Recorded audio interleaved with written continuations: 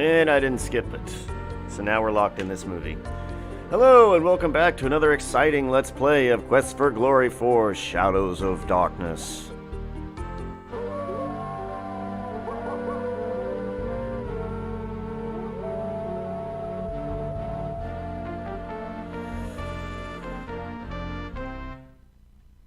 Okay. When we last left off, I was learning that my last video was muted in some parts for playing Anitra's dance. Classical music does not play around, does it?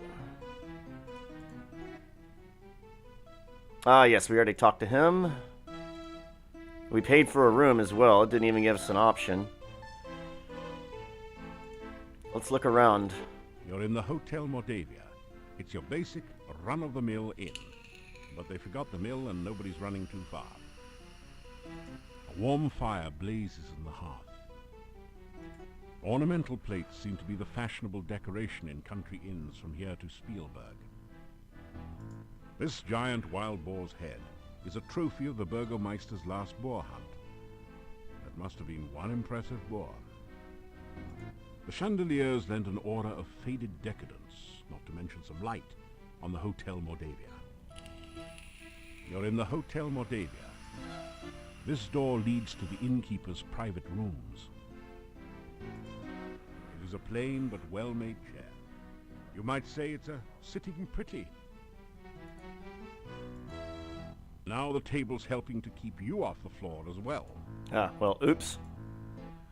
Let us sit down and eat and be merry. You get a fine meal of roast duckling a la garlic.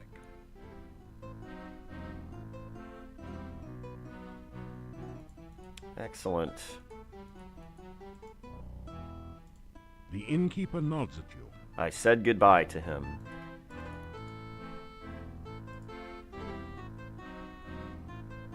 You unlock the door to your room and go in.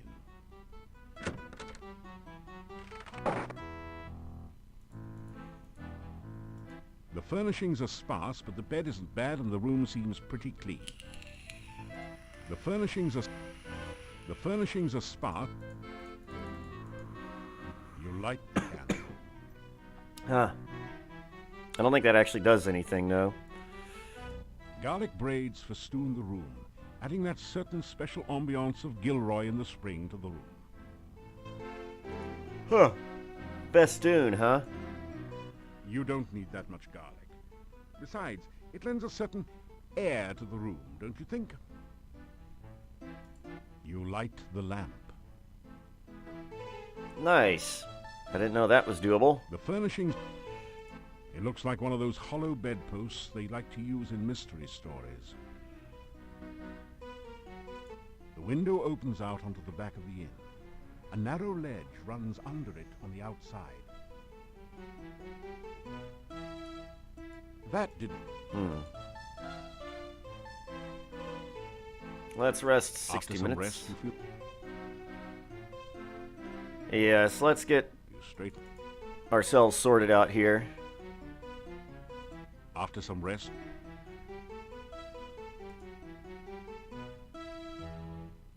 After some rest, you feel... Oh, and it's nighttime. After some rest... Well, we slept the day away, my bad. The inhabitants of the inn eye you suspiciously. You get the feeling that you're not particularly welcome here. Oh, everybody's been that way to me, haven't they? Let's eat. You get a fine meal of roast duckling a la garlic. Three of the townsmen huddle together. They keep looking in your direction as they talk. You suspect that they are saying something not particularly complimentary about you. Well, maybe we should say hello. Let's tell about myself. We do not believe in heroes in Mordavia. We have no need of heroes here. Yeah, I mean, a hero's a nice sandwich, but I don't want to live next door to one. Actually, I had an uncle once who was a hero. Will you give me a break with all this hero stuff? Enough! See, you might notice that the dialogue does not match the text. And that's because the voice actors just started going along with it and getting in character, and the takes are really good, and the game developers thought, let's keep it. Let's ask about strangers. You know, we don't get many strangers here, now that the pass outside's been cut off. He's right. We don't trust ones who come here by unknown means. Yeah, particularly strangers we don't know. Yeah. We tend to be kinda suspicious of strangers, and I think I'm looking at one right now. Yeah, that's why we made the sign that says strangers are unwelcome and unwanted. Right. And in our own subtle way, we try to get across the fact that we don't like them very much. Strangers bring bad luck. Strangers bring trouble. Actually, the last stranger brought a jester's hat and a staff, but I still don't trust him. Anything else you want to know, stranger? Oh, goodness. Wait, a jester, you say? You know, there's another stranger in town besides you. Oh, and let me tell you, he is very strange, okay? Strange. The dude ain't even human. No one knows how he got here or why he came. No one knows where he goes during the day, or who he's trying to meet, you know what I'm saying? Yeah, and he tells jokes. At least I think he does. Yeah, he says he's a real jester. He dresses like Sonny Bono. And he acts like a gnome. He is a gnome, Einstein. Holy crap, is Einstein here? Oh, wait, no. That was used in a derogatory way. Alright, let's ask about the town. The town of Mordavia is a very safe place to be, gotta tell you. Oh yeah, you got nothing to fear within the walls of the town. Other than the old monastery. Yeah, the old monastery. As long as you don't venture into the old monastery, you'll be safe as milk in this town. Yeah, as long as you don't even think of getting near the old monastery, you're gonna be okay. Did I, mention the monastery door? Oh, yeah, right. The monastery door. Look, as long as you don't go near the monastery door. In fact, nowhere near the monastery. Don't even think about it. You'll be perfectly safe in the town of Mordavia.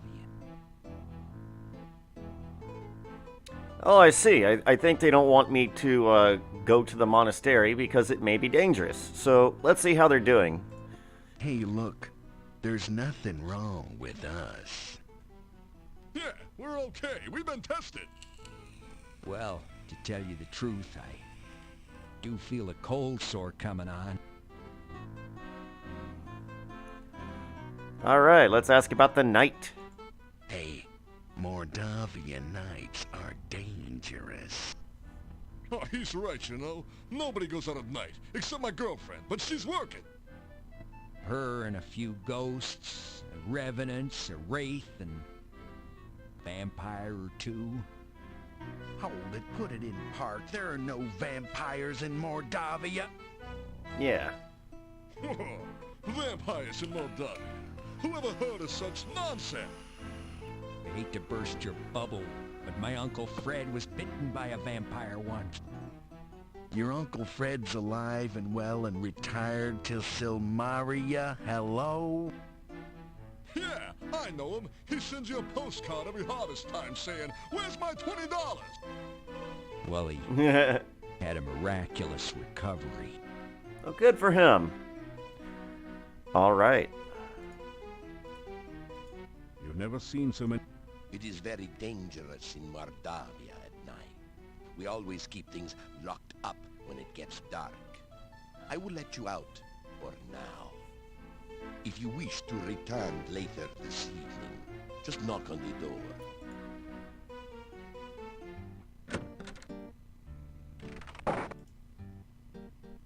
Doing some very fine shiver of exploration. cold comes over you. You sense no danger, but even so, you find yourself afraid.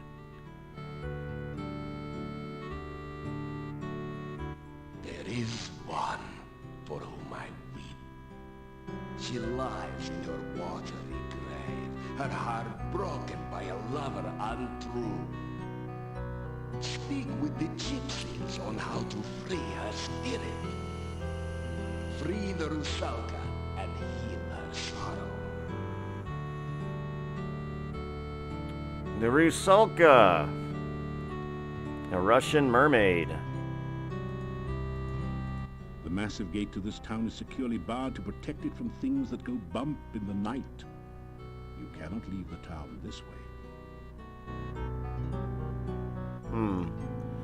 I suspect this area may be magical. You sense magic radiating from the staff and protecting this area.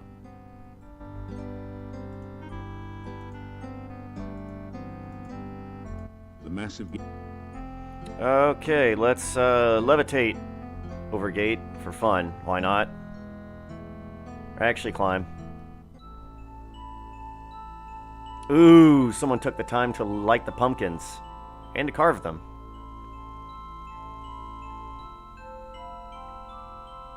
You have the sensation of someone watching you. You sense curiosity and no immediate danger. It is good to see you again. I hope you are enjoying your visit to Mordavia. You need to take better care of yourself, you know? It is very dangerous out at night. Why, you've been injured. Here, take this and drink it. It should help. I would be most displeased. I mean, sorry, if something were to happen to you. Come to me. I have something to show you. Oh. I warned you it is dangerous here at night and you do not listen. I intend to teach you a lesson. A strange feeling sweeps your body. You realize that you now know the frostbite spell. Yay. Perhaps that will help keep you alive when I am not with you. Let's greet her. It's a strange woman who helped us out in the very beginning of the game. I bid you welcome to Mordavia. I hope you are enjoying your stay here. There. Now you have had an official welcome from your own official welcome woman. Alright, let's tell about ourselves. You tell her your name and a little about your adventures. How fascinating. I have never met a true hero before. You must tell me more sometime.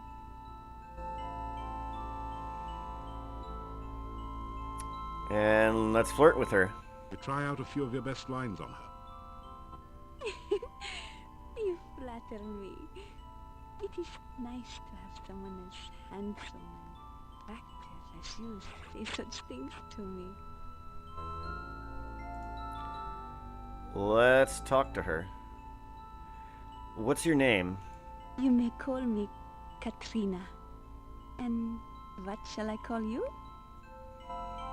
Call me Charmed. Let's ask about, magic? Or where do you live? I live in the castle north of town. It is a cold, dreary place, I'm afraid. The castle was once home to the Borkov family. My family once served them, and so I am allowed to live there. Nice. Let's ask about dangers. I must go now. I hope we can meet again soon. I enjoy your company. Before you can think to follow her, the young peasant girl has disappeared into the forest. The faces on the jack-o'-lanterns glow like malevolent demons, waiting for an unwary victim to come within their grasp. You've never been very good at making pumpkin pie. Cannot interact with the pumpkins.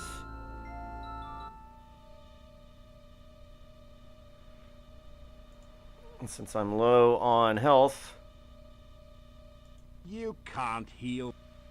You can't heal that. You... God, that's annoying. Okay.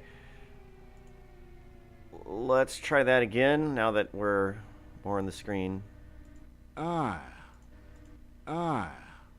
You feel much better now. Much better. Let's rest for 60 minutes. After some rest... Man, we're just sleeping the days away.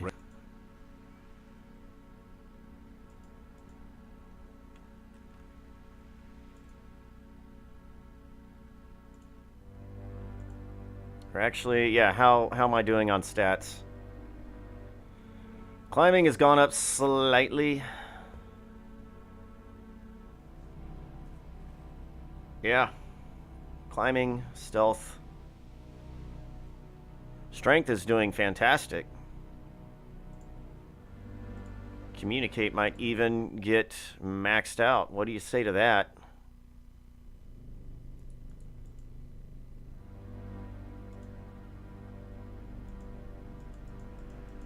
Cannot go that way.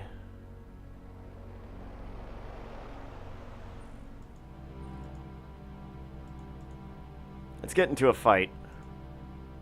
I want to hear that cool drum beat that happens after I win. Let's just hope the next monster I find doesn't crucify me.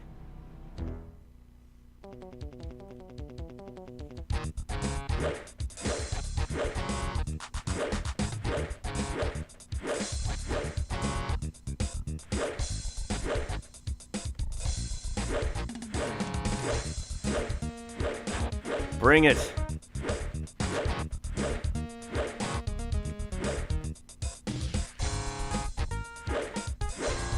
Yeah, I didn't think that would work. Wow, stamina goes up super quick in this game. Oh, I'm already poisoned. Might as well move in for the kill. Oops.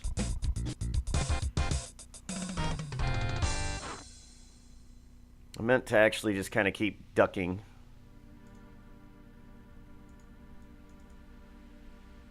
But I goofed up. Totally unlike me. Okay, I do that all the time.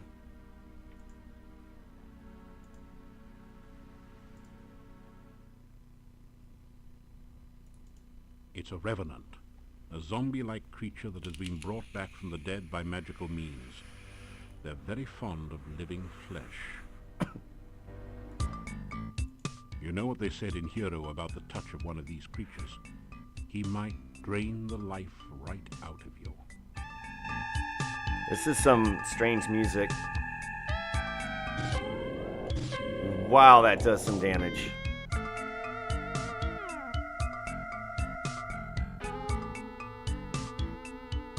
So can I really just do this and get all my stamina back? Not quite.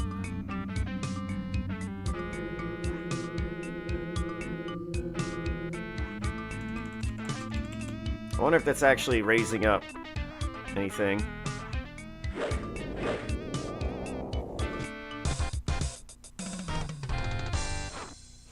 I love that tom roll. Okay. You've returned the revenant to its rest. With any luck, it'll stay dead this time.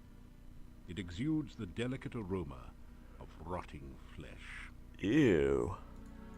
You'll find some copper kopecks on the no longer undead. Nice, I'll take it. That... Let's get some climbing in. Y'all know me.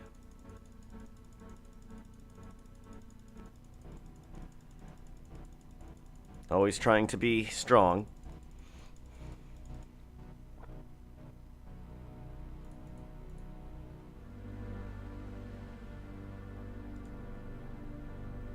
Now let's get into a fight. Hey, the poison's worn off of us already. And we should have some more stats. Okay. Parry is at 306, so we need to pay attention to how quickly that goes up. That and dodge. They may not actually matter that much now that I think about it, because that just goes straight into my defense skill in the next game.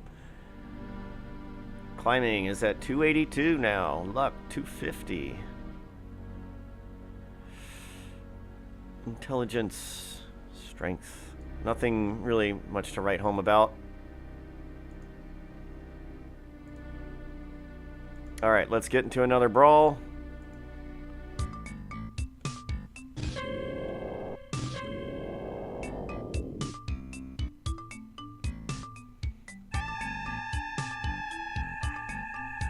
And let's just sit there and keep doing this. So every time he hits me, he gets some health.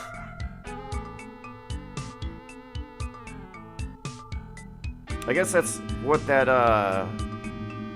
why the narrator said, hey, they can drain the life right out of you.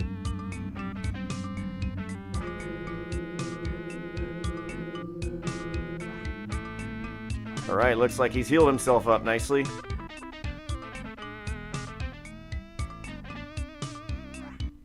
But I'm not quite done with him just yet. Alright, he's starting to lay into me.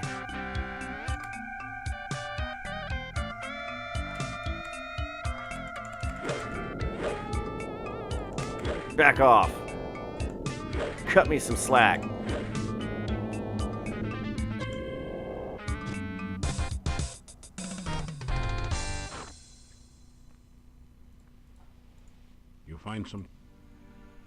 You find some copper kopecks on the no longer undead. Ah.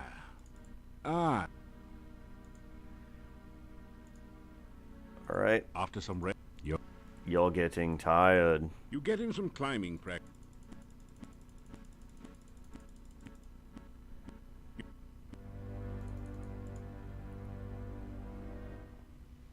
Okay. You deftly slip over the gate and into town.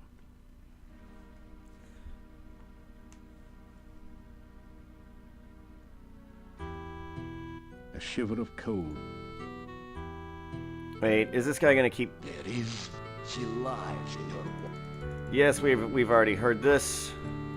I am tempted to go do that so I don't have to keep seeing that over and over. The stone carvings on the dark building seem to writhe in the moonlight. You get the feeling that they are hungry and waiting for something or someone. A sense of great danger and hunger comes from near the door of the massive stone building. I'm pretty sure it auto-saved, but... just in case...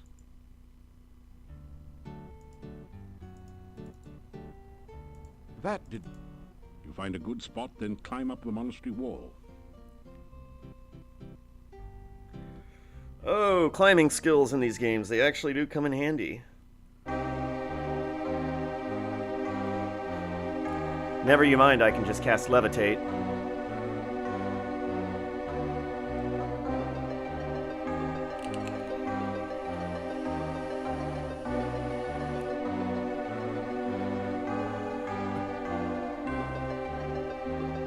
Well, that took a while.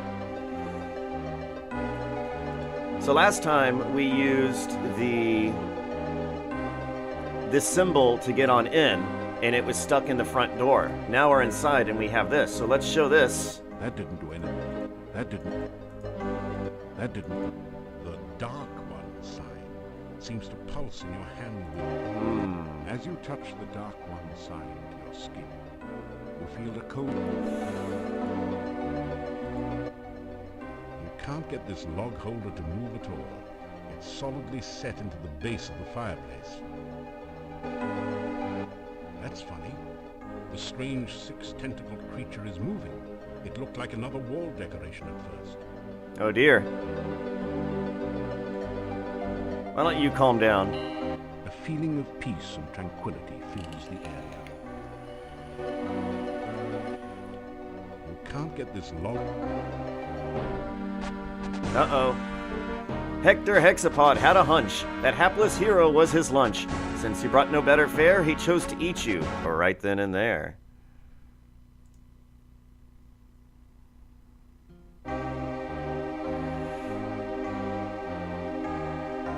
See, that's strange.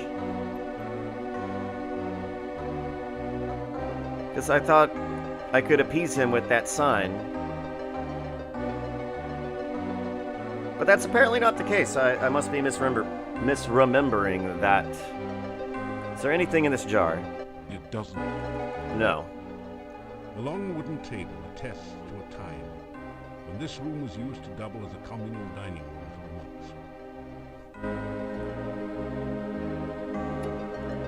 Let's detect magic. You sense a low level of magic all around you, as if many arcane and unpleasant activities had occurred here in the past. The hexapodal wall decoration above the fireplace is actually an enchanted creature, and extremely powerful magic radiates from an object in the display case. From an object in here. You don't think you should break someone else's property? Of course, if you had a way to destroy the entire even of both. Okay. Well, coming in here may have been a waste. That didn't do it. That didn't do it. That didn't do it. That didn't do it. That... Lame. Okay. How about open? This is not a good place. This is... Nah. The reliefs are important only for their symbolism. There's nothing you can do with them. The bas-relief depicts a scarab beetle, sacred to the Shapirians as the keeper of the sun. Mostly due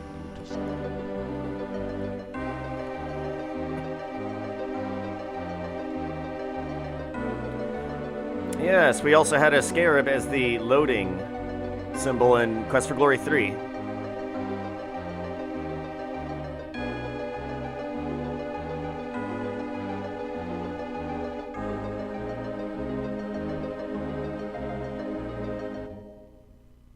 Man, that's a long climb.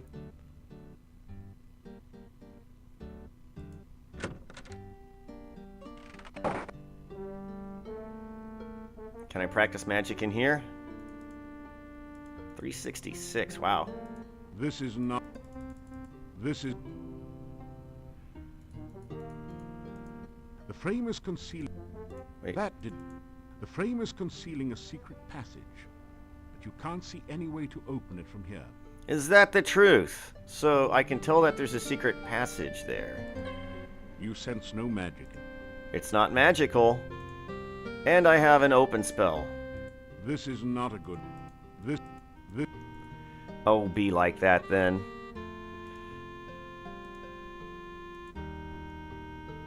Let's get you out of my inventory. Put the grappling hook on the ceiling. Let us climb the rope. Someone has deliberately scraped these marks into the ceiling. Huh. 1, 2, 3, 4. Look. This could be the bookcase. Maybe it's something else.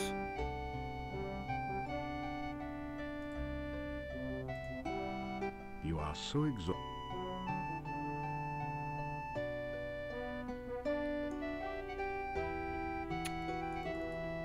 There are a number of books on.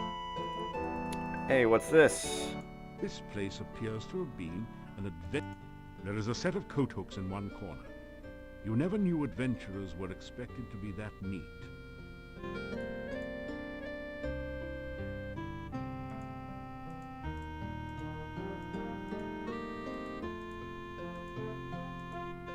I see. Oh. Well, there you have it, folks.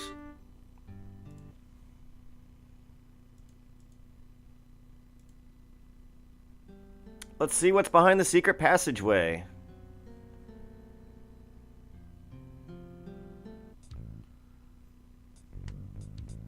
You climb down the ladder into a seedy-looking room. A massive door blocks off a smaller room in the rear. This isn't as dusty as the Adventurers Guild, and the torches look recently lit. Your eye is drawn to the Thieves Guild recruiting poster on the back wall. It gives you fond memories of your home guild. Behind the innocent-looking surface of this room lies great danger. You sense that traps for the unwary are everywhere. Everywhere. Let's sense magic. Use of magic is strictly forbidden in Thieves' Guild halls, as you know. It's considered to be bad form and to interfere with the mental and physical training processes of building your skills. No bah humbug. The double doors are, of course, locked. This is a Thieves' Guild, after all. This seedy place must be the Thieves' Guild Hall. Actually, it compares favorably to the one in Spielberg, but it's become dusty and neglected. There doesn't seem to have been anyone in here for quite some time. You say that, but the torches are lit. Flickering flames flare in the sconce. This is rather weird. Isn't this place deserted? You don't want to burn out so young. I tried to pick up the torch. This is a Thieves' Guild recruiting poster featuring a sophisticated worldly master thief. In an early excess of 3D poster art techniques, the artist has arranged the poster so that the thief is holding an actual plastic card. A legend at the bottom says, "Don't thieve home without it." Very clever. Let's see, we looked at the poster. Let's move the poster. Well, let's take the guild card. You slip the Thieves' Guild membership card into your pocket. It's designed to slip into things after all. Let's take a look at it. Guild card. Congratulations! This card says that you're a member in good standing of the International Thieves Guild Union, Incorporated. In this case, you're in especially good standing because you even stole the card. Oh, wait, what? Elderberries. You have some ugly red berries from the elderberry bush. Let's put that in the pie pan. You toss the elderberries in the pie tin. Nice.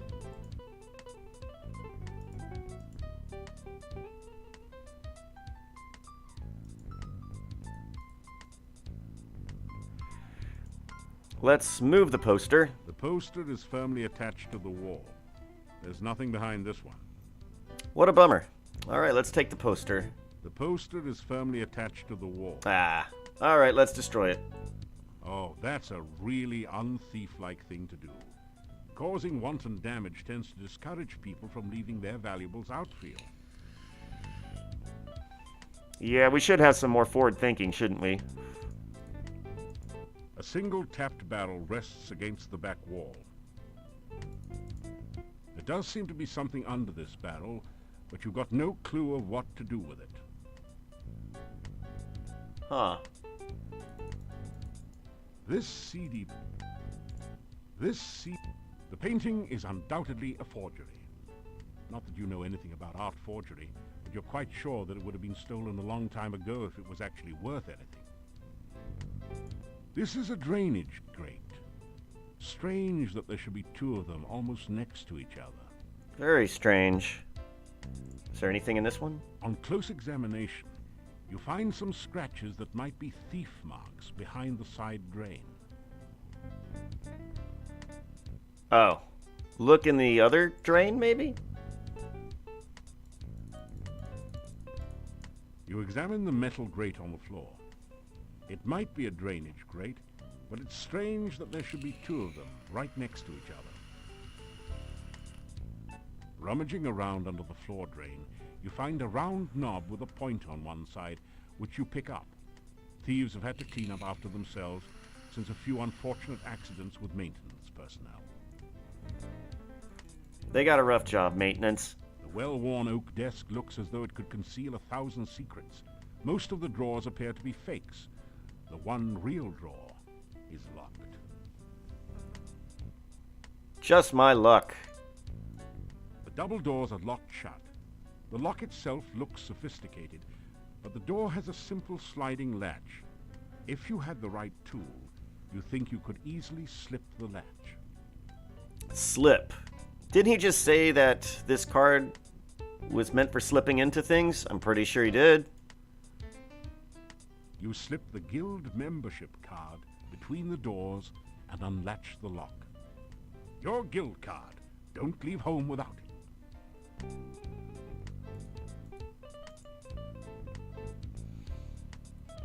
Question, barrel, book, desk. So look in the barrel. Some barrels have been stacked up in the corner, probably leftovers from wild guild parties. There's nothing in these barrels. Nothing in the barrels. There does seem to be something There's nothing in these barrels. Hmm. The well-worn oak desk looks as though it... Open desk. You're kidding, right? The desk is, of course, locked.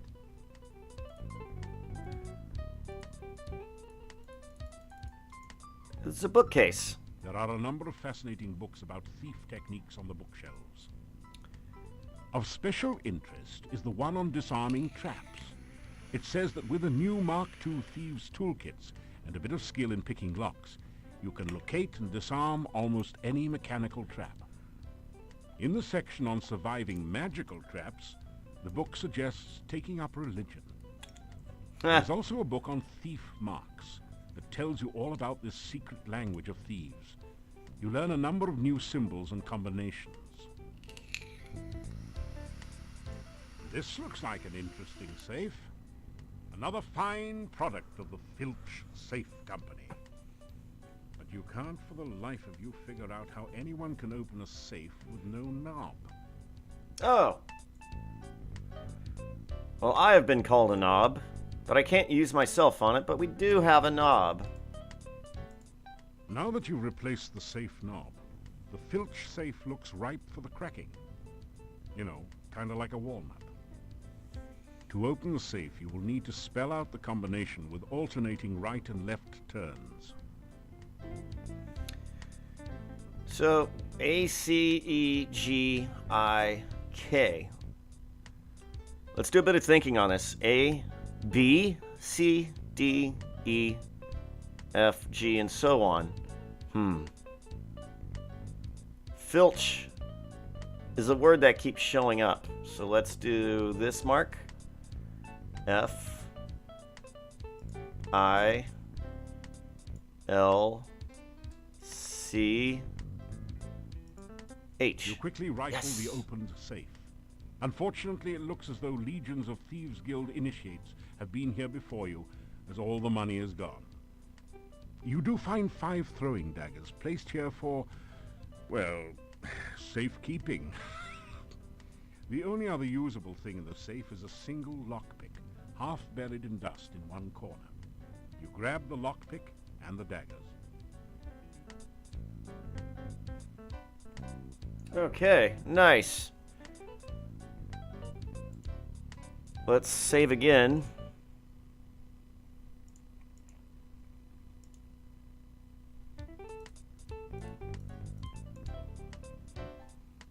Ah, that did it. The lock springs open with a satisfying snick. Maybe you should have tried disarming the trap on the desk first. You set off a poison trap. Inside the desk you find a complete and hardly used Mark II Thieves' Toolkit. It has all the latest facilities for opening the toughest locks, cracking safes, and disarming mechanical traps. There is one lockpick missing from the set, so you add yours to it. You also find a fancy match set of 3 throwing daggers, which you add to your collection. Finally, you find some sort of diary or logbook in the desk. The title of the book reads, Memoirs of a Master Manipulator. Modest, eh? You take it out and set it on the desk, but it's a little heavy to carry around with you. Oh, nice. We got a big book to read. You leaf through the Chief Thief's logbook.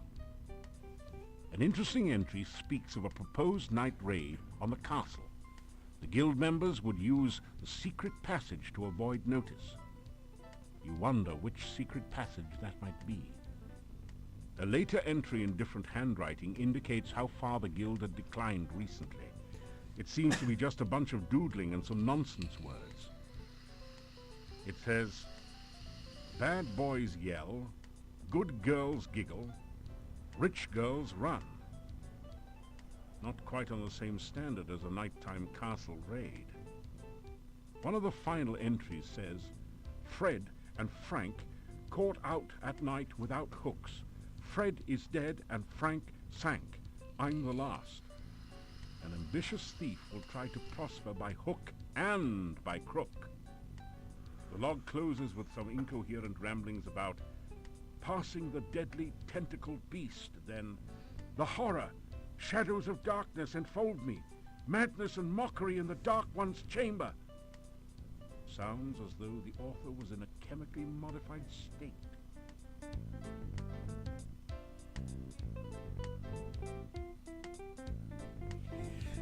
All right. Can I take the book? You leave I was hoping that wouldn't happen. that. All right, I think we've done all we can in here for now.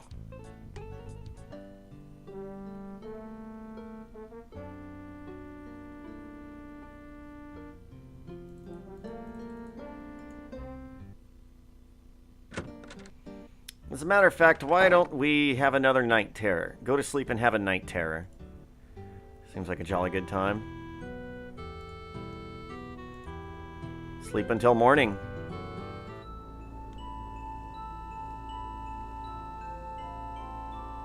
You are flying in the very source of all magic. You are filled with power and the knowledge of how to use it. You create flowers dancing around you. Trees fill their branches with magical fruit as you touch them. You dance in a circle, and the very ground itself radiates peace and harmony. You sing the message of your heart, and the magic echoes around you a song of love and happiness. Then you realize that it is not you doing this. It was someone else back in time.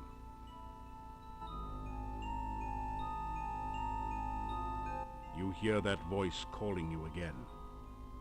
Darkness surrounds you, eats at you. The voice calls out again, and you are afraid. It calls from the center of the darkness, drawing you nearer and nearer.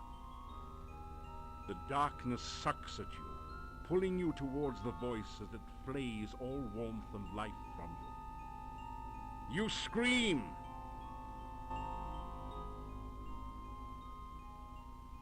You gradually wake, shaking off the shreds of dreams that cling to your memory.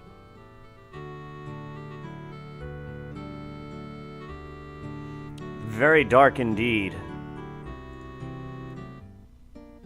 Still you remain. I like it how he's there to greet me every single time. Let's tell the old man about the ghost wife. You start to tell the old man about the ghost you met in the forest. Anna? You have seen Anna? You explain that you saw her ghost in the forest. Anna is in the forest? Where is she? I must go to her. You tell Nikolai where you saw Anna, and try to explain that she is dead. Thank you. I cannot thank you enough for finding my Anna. I will go to her now. I will help her find her way home. Thank you again. Uh-oh, don't get me in trouble, old man. And take your time.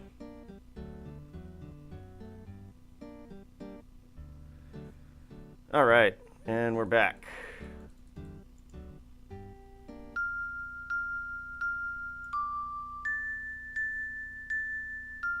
Actually, we don't even need to bother with that anymore. Hey. So maybe I can give the Antwerp. Antwerps aren't enamored of garlic.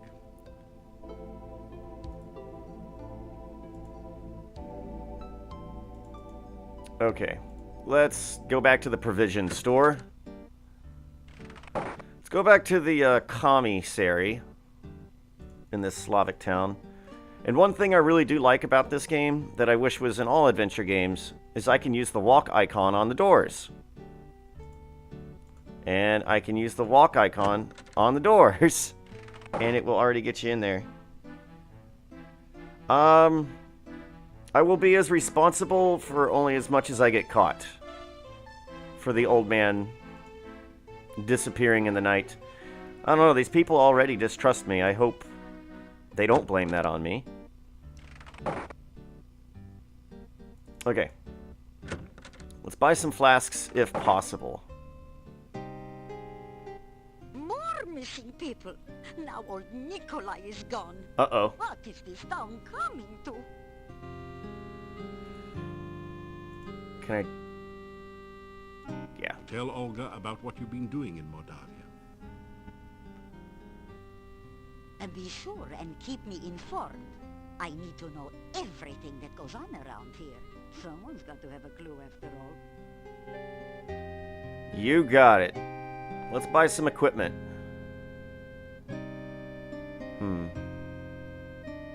Yeah, no, I have everything. Oh well. Yeah, good night, and don't let the bedbugs bite, as my husband used to say. That's what everybody says. Okay, then. Let's do a little bit of adventuring in the forest. I feel like we've earned it.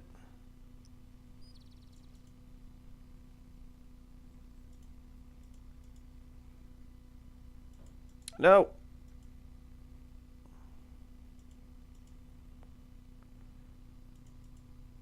I really love the art in this game. Uh-oh. This is... Yeah, that's a dead end. No! It's the scariest monster in the game. I don't... Yeah. Can't hit him with that.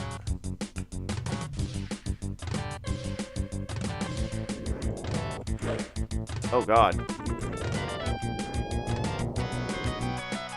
And we'll just duck and hang out. And enjoy this fine MIDI music. While this bunny shakes its rump. Little booty shaker.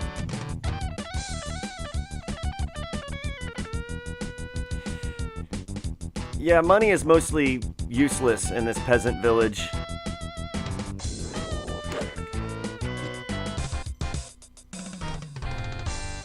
There is, I've mentioned that basically, like, the cool thing about this game, though, is that you are not really receiving any support. I mean, you can't upgrade your equipment too much. I mean, you can't buy anything. You grab a... Uh-oh. There is absolutely nothing in the little rabbit's fanny pack. Well, maybe a pocket watch, but you don't need one of those. But that was, well, no, there were plenty of things to buy in Quest for Glory 3, I suppose. But Part 1 and Part 2 were the only time that money really kind of mattered. Oh, hello.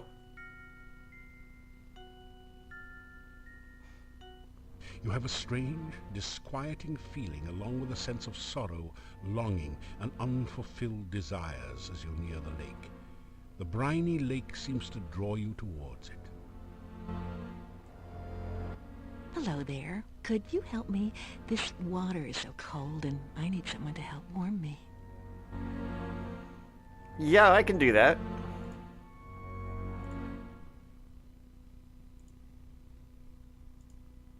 I am a hero, after all.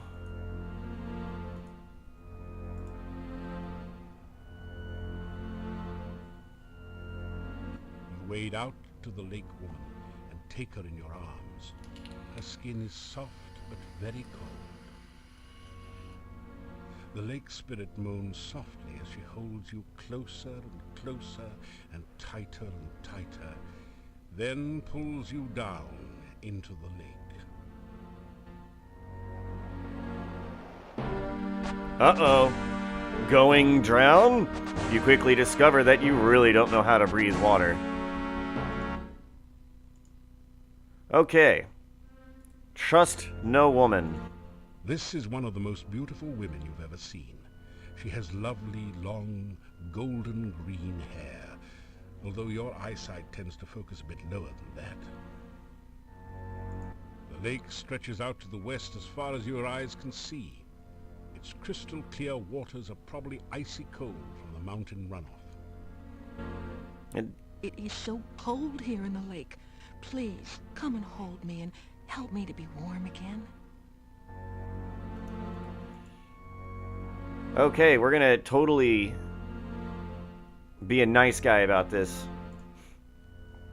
Why don't you come to my arms so that I can give you a real greeting? It is so... Let's give you some flowers. 'Cause that's clearly what you want. I like your smile. That didn't do anything.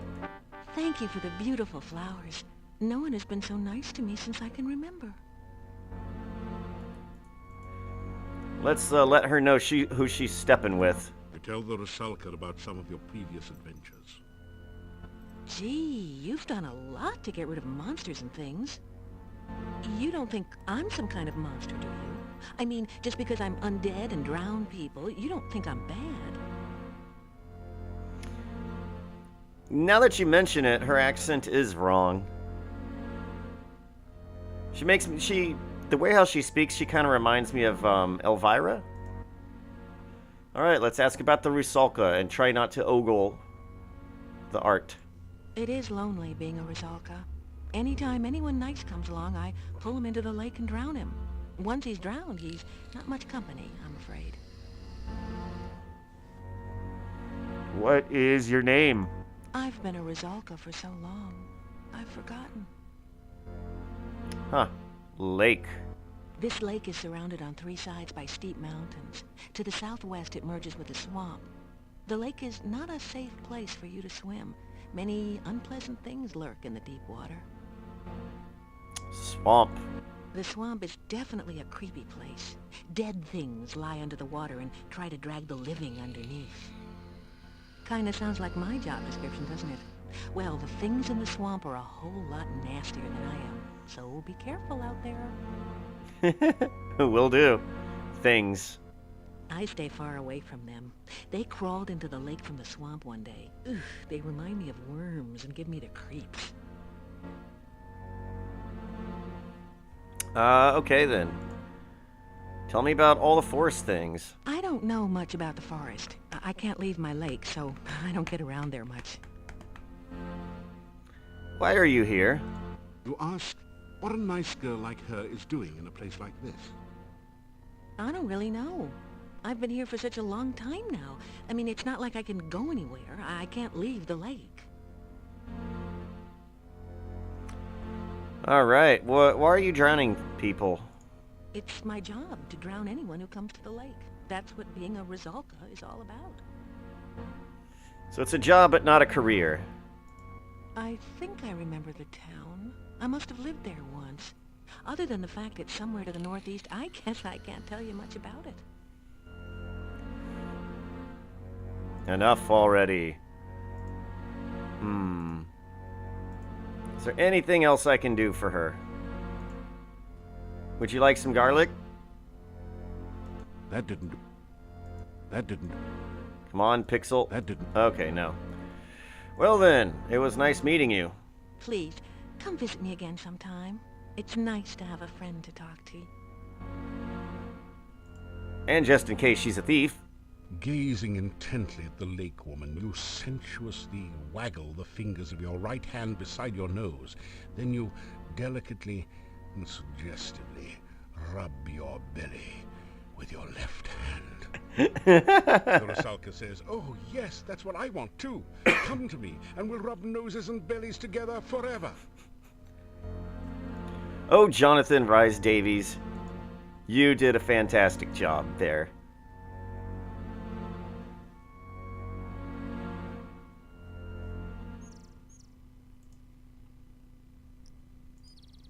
Alright, let's do a bit more exploring.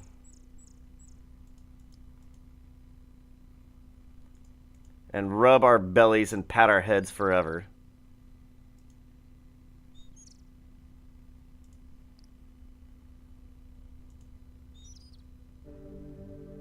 Oh, hello.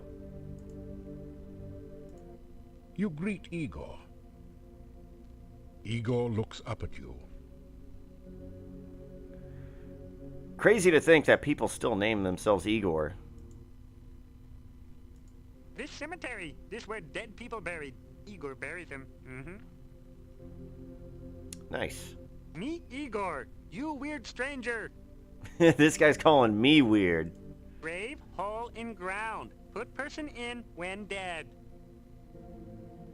Well, that's all I need to know about the open grave, I suppose. Crypt. Well, technically only large one crypt. Crypt of Borgov's. Smaller building tomb. Not certain what distinction myself. Can I have the crypt key? Oh, Igor got key to crypt. Igor keep key to crypt. Wait. No disturb crypt. Not nice. Well, fine then. The hunchbacked artisan is busily chipping away at a headstone. It's a grave business.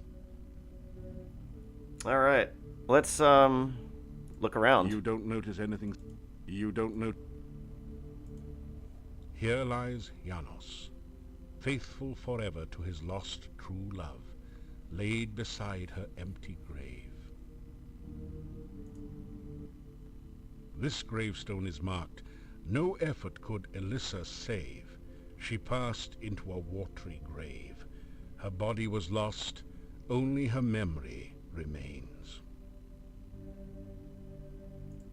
It's filled with this season's earnings. Get it? The urn? Anyway. They evidently don't earn much around here. You find nothing of any value. And the puns keep coming. An inscription on the door says, "House of Ligeia Poe. May she rest forever." This headstone does not have an epitaph, yet. How about that old one? Death is just nature's way of telling you to slow down. This headstone reads, "On a dare, Pasha Sperry spent the night in the cemetery. Something gave him such a fright that now he sleeps here every night." The inscription on this headstone reads, "Michael Med bumped his head in another man's bed. Now he's dead. Rest in peace." Here lies the spirit of Barney Blue. To his lover was untrue. So she knew just what to do. Fixed herself some Barney stew. Goodness, how terrifying. Here lies the body of Carrie Nation, who answered a vampire's invitation. Now there's cause for lamentation. It was a fatal recreation. Arkin Tenor walked at night. Arkin saw his final sight. Now the question seems to be, what in the world did Tenor see? A heavy stone door seals off the Borgov family crypt. A relief carving on the door shows the crest of the House of Borgov. Ah. The gnarly old trunk of this tree looks climbable for one skilled in such pursuits. Well, I don't think there's anything we can do here.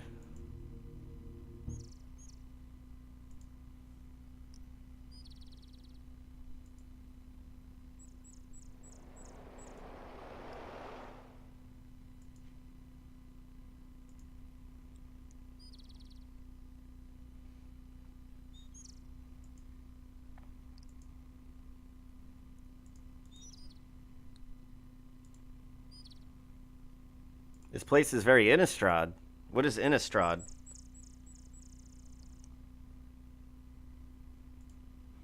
Oh.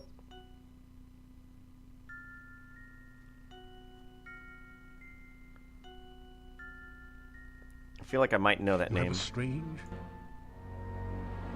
Hi again. I'd hoped you'd come back. It gets lonely here with no one to talk to. but the fish. You know, we'd better not touch. I'd have to drag you to your death, and I really don't want to do that. You've been kind to me, and I like you. Oh, that's sweet. So...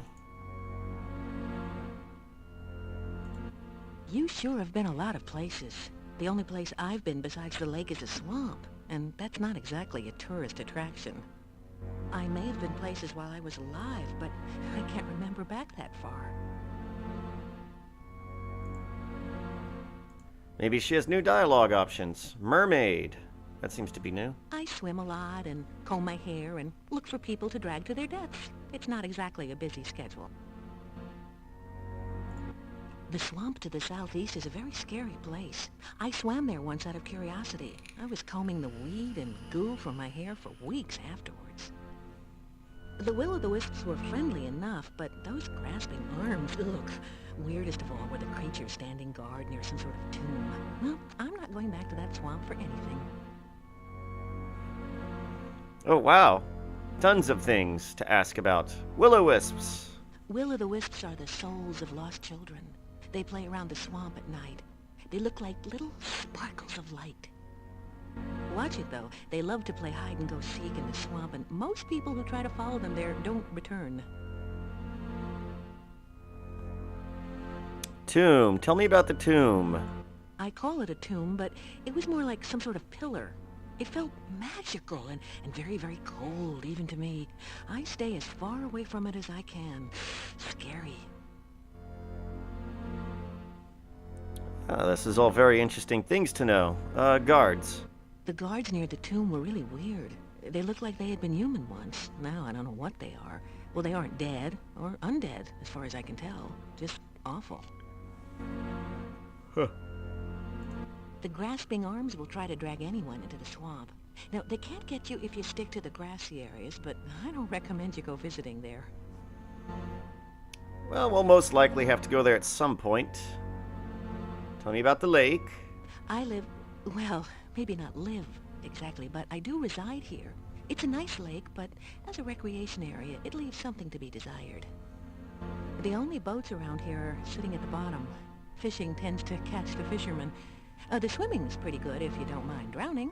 All in all, it's not an ideal vacation spot. 1 star on Google, actually. Tell me about being a mermaid. Mermaid? What do I know of mermaids? I'm a Rusalka. You do realize I'm undead, don't you? I mean, it's not like I have a life here. Alright, that's enough of that then. Any new dialogue? No. Alright then.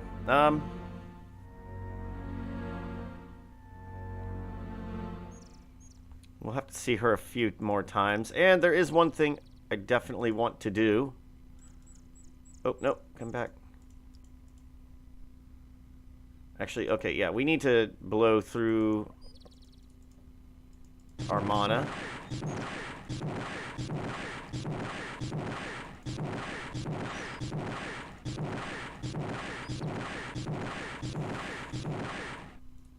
Lovely.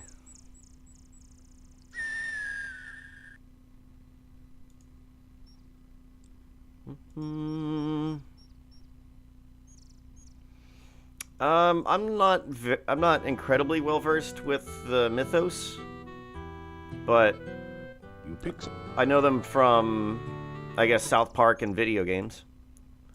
It's not very well, but somewhat.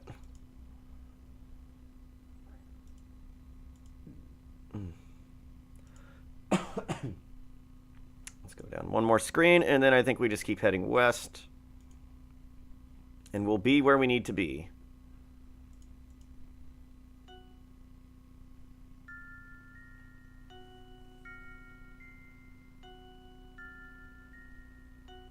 You have a strange, disquieting feeling along with a sense of sorrow. Hi again. I'd hoped you'd come back. It gets lonely here with no one to talk to but the fish. You know, we'd better not touch.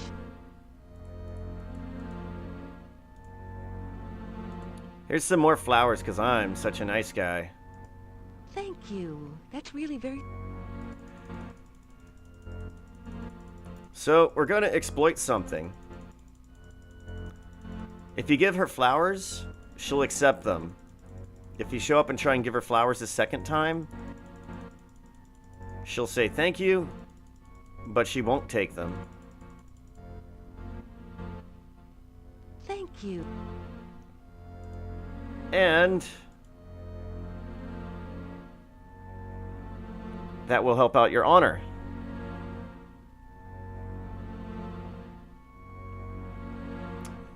Yeah.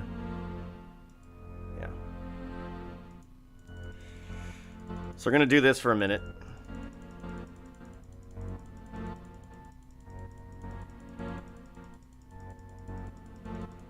$100 in each spell. I'll have to make sure then. It's good to know. I did not know that was a thing. But wait, couldn't I just buy the spell in part 5? And then that would start at a higher skill level, I would think. It wouldn't start me at 100.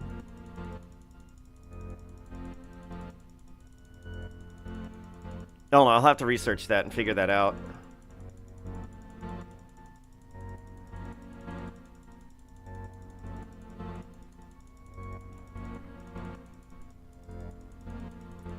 Man, that art used to drive me crazy when I was like 14. Or 15 or 16? I don't know. She got some good curves and a good stomach and hips.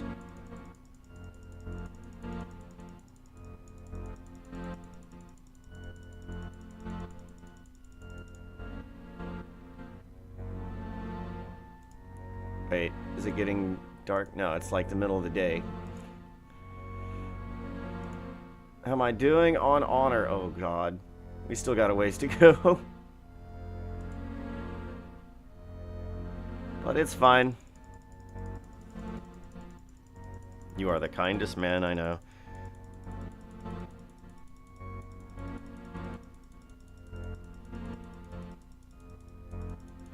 Oh, okay, my open spell is certainly good enough. Levitate, fetch, and trigger. Yeah, I'll have to get those up.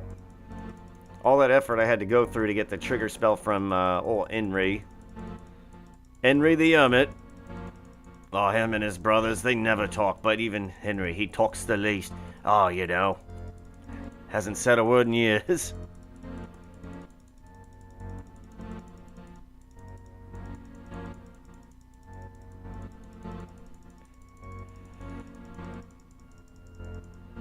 So this might go on for a couple minutes here.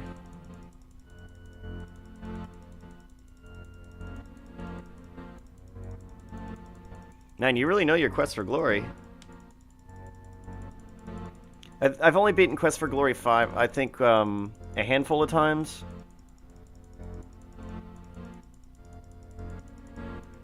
I always lose interest whenever I start playing it. Like, I'll sit down and say, okay, I'm going to do this. I'm going to play this. I want to do a walkthrough and complete the series, but I consider the series truly over after this one.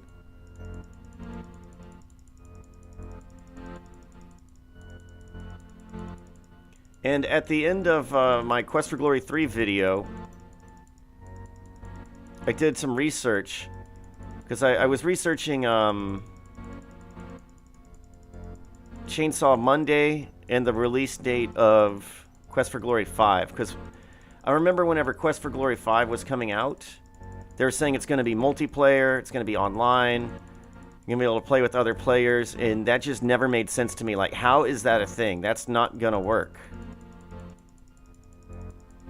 So the game came out, I think, November 30th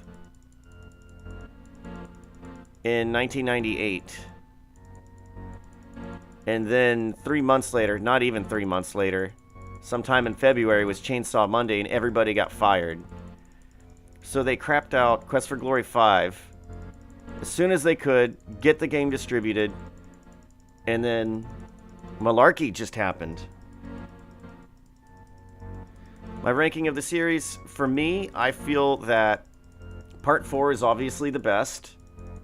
All its flaws, it's still the best. And then perhaps Part 1, VGA. And then Part 2. and then part 3, and then part 5. So 5 is the worst in the series, and Quest for Glory 3 is kind of down there, but that whole game was just filler. Like, pretty much in every single game we've heard of Silmaria. They kept talking about it, and they plan on getting to it sooner than they were able to. We've heard about Silmaria, we've heard about Mordavia. Tarna was only mentioned, I think, in part 2. So it really wasn't planned. But in the world of business, sometimes you gotta go with the business. 373, we're getting up there, boyos. The fan remake of Part 2, that one is absolutely amazing. I really love what they did with the combat. The combat was a lot of fun. I like the little changes that they had, like how to duck, parry, evade. And we learned that if you put your shield away, you can be a fighter and still cast spells and throw daggers. So it was very responsive. It wasn't without its flaws, but I'd still give it a 10. And they did a true homage to the VGA game as well. Like, the graphic art was on point. Like, that was that. I love the original Quest for Glory 2 version, the EGA version, but man, I just can't go back to it. Thank you. Part 2 was cool, very cool, but like the first part of the game was nothing but just stat building. And then after that, it was all just action. Here we go. 384.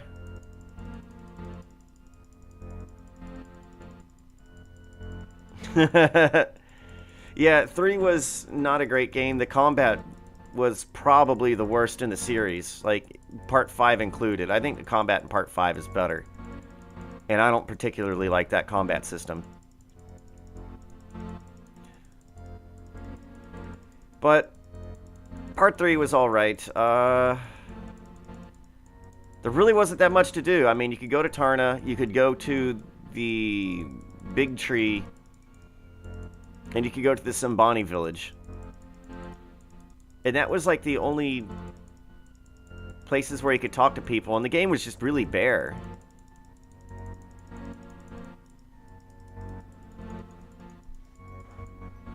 That didn't do anything. Oops. Now, I really did like the Simbani warrior tribe, though. Like, going in there and doing the warrior initiation. Oh yeah, that was another big thing that really did kind of bother me about Part 3. It's easy to get lost on what you're supposed to do next. Like, go get the spear. Okay, how do I get the spear?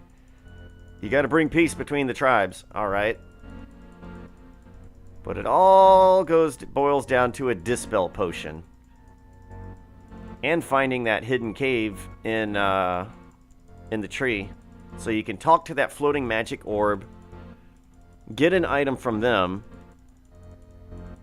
and then they give you a clue for something that didn't make any sense, or like you wouldn't have known about it otherwise, which is pouring the pool of peace water in the tree, at the top of the tree. And then you get that fruit.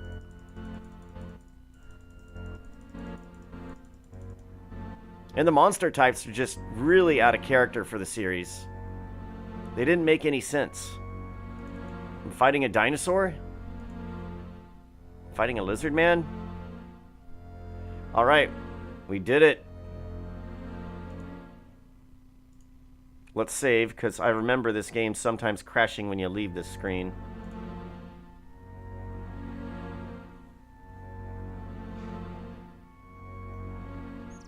Yeah, that cave was way too well hidden. I had to look up what I was supposed to do next, because I got stuck. Like, where am I supposed to get this item?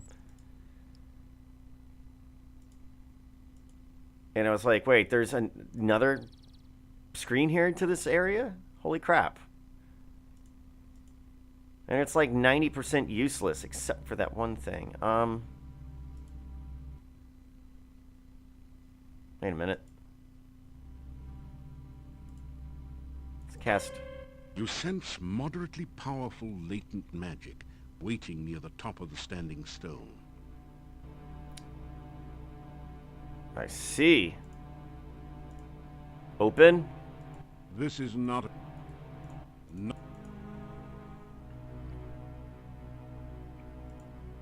Well, perhaps you just like symbols of power. The Dark One sign does look a little like the top of the standing stone. So you try touching the sign to the stone.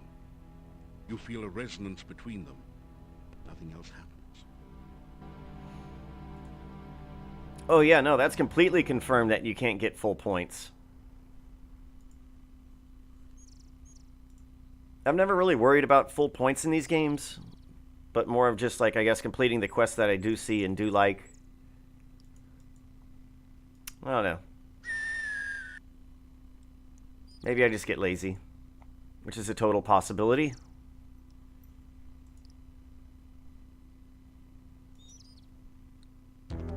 Uh-oh. No!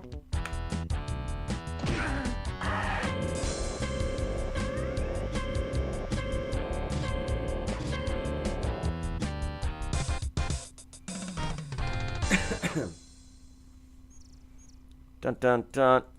Dun dun The nasty dun. Necrotor has fallen to your onslaught.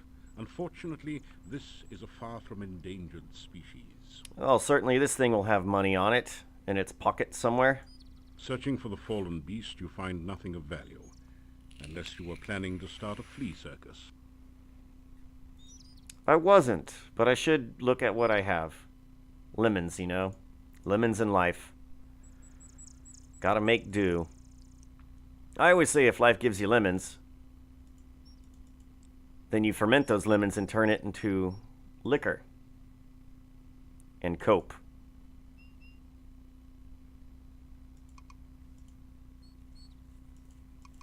This forest area is big.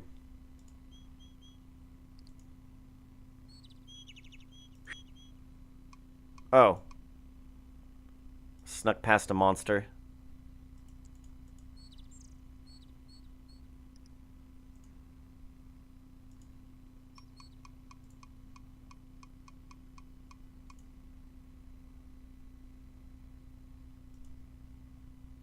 Well, this screen looks different. I forget if I've been here. An enchantment has been placed on the hedge to the west. I think I have been here. As a matter of fact, I know I was. Thinking you see a gap beyond the western bushes, you take a mighty acrobatic leap over them. Such a ridiculous way to get in. Every sense tingles with the feeling of danger. The eye sockets of the skulls glow with deadly energy. Even the hut looks hungry.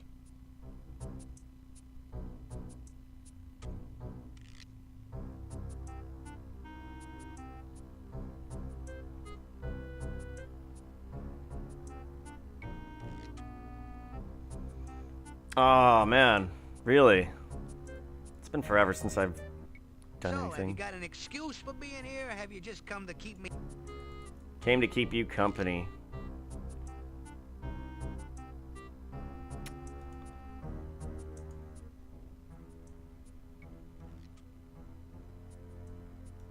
What, you mean that mortar over there? That's Baba Yaga's personal magic mortar. It's kind of like a flying rowboat. She uses the pestle for an oar. Hey, don't get any wild ideas about flying around in it. The only thing you could use it for is grinding things. The magic is Baba Yaga's specialty. They're just the guards. Nothing inside their skulls but some magic. Not exactly brilliant conversationalists like myself. Yes. You certainly are the special one here. Baba Yaga came from a place a bit to the east of here, but she always had a soft spot for this little valley. Said there was a lot of dark magic about this place, so she thought she'd spend the winter here before moving back home. You don't know much, do you? Lots of weird magic leaks out of the Dark One's cave west of here. That's why there's so many strange things around here, present company included. Oh, the Dark One. Hey, read some history books. This valley was famous because some cult tried to summon a Dark One here. That's plenty bad juju, even by Baba Yaga's standards. Dark Ones live in some sort of other dimension. They feed off energy, any kind of energy. They more or less sweat dark magic, which twists and mutates things around them. I love it. That's why Baba Yaga feels so at home here. Just enough dark magic to make life interesting, and no real Dark One to make things too dangerous.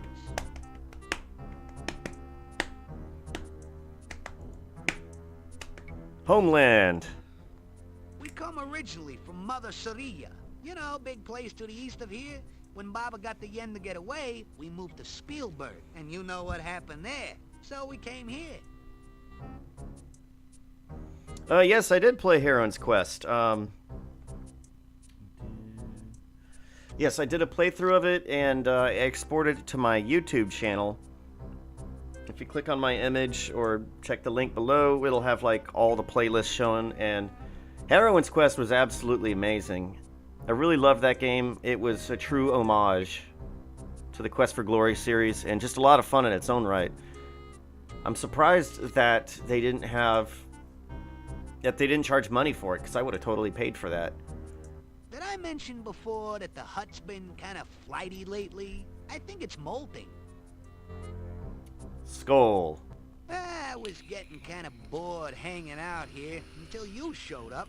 Now I'm dying, so to speak, to find out what happens when you and Baba meet again. Baba Yaga. When I mentioned that you had visited the last time, she didn't exactly get out the welcome mat, if you know what I mean. But once she got over a temper tantrum, though, she got that smile on her face. I'd expect a warm greeting when you get in the hut. Like, you know, maybe you stewing in her cauldron. Well, I don't want to mess with that. Yeah, I'll try the pie thing, because I'm not sure if I ever actually did that. Let's touch the dead guy. Delightful.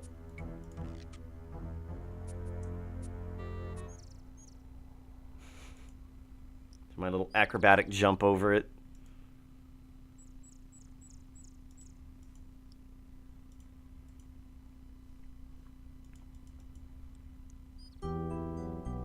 You have come to a beautiful garden deep within the forest. The stream flows gently in a loop around the central island. Feelings of peace and harmony permeate the area. All right, let's look around. A cobblestone pathway winds through the garden. You have come to a beautiful garden deep within the forest.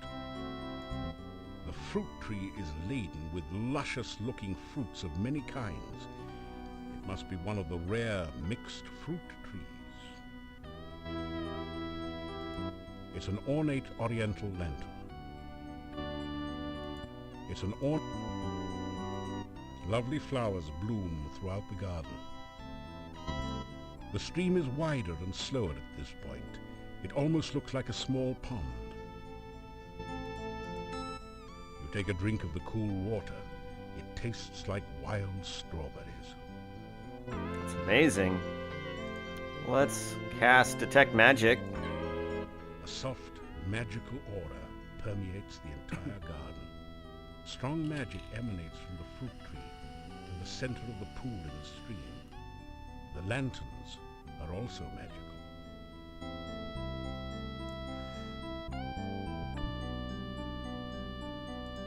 Let's cast Fetch. You don't have enough mana. Well, then we'll rest. After some rest, Rest a little more. after some... Oh, it's almost nighttime.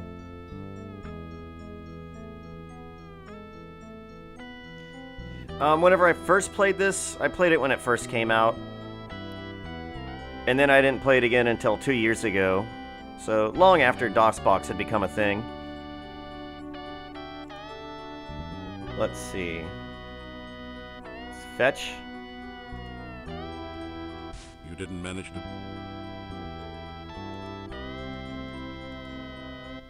You take a drink. could have sworn there was something here. I'm quite certain of it. Oh, right. Someone has dug a large hole there, perhaps removing a bush or a small tree. Don't we have a small tree? We do.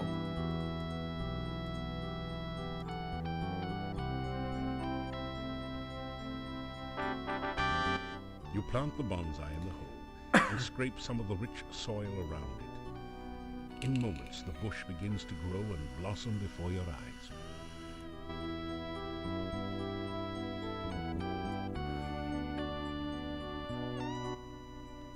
The bonsai bush is thriving in the rich soil. Is that what I was missing?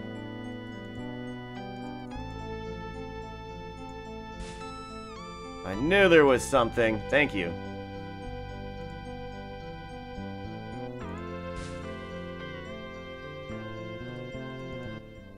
Your spell has opened the tulip. Resting within the flower is a scroll.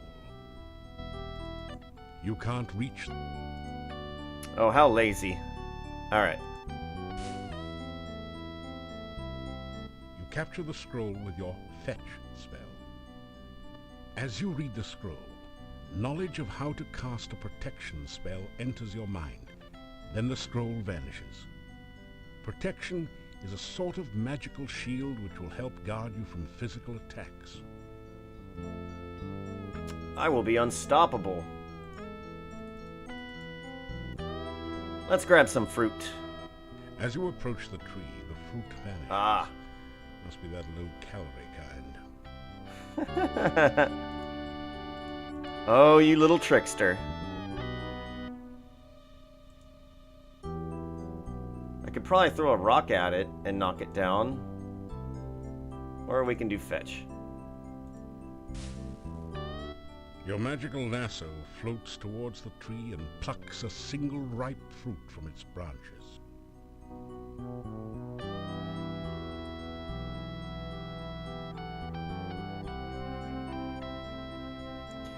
Yeah, this game was notoriously buggy on launch, and You feel a surge of power as the magical energy from the fruit releases itself into your system. just very troubling. It was not easy. Because DOS used a different type of memory than Windows, so it just didn't really quite play right. So yeah, you couldn't play this game for quite a while, or if you did, like yourself, you'd have to spend a lot of time trying to fix the game, which honestly sometimes I have more fun fixing games than I do playing them. Like, I'm gonna get this to work. I get it to work, now I don't want to play it. And I gotta say, I like Katrina more. I feel more invested in Katrina. Arana seems to be the correct choice for a paladin, but I like Katrina more.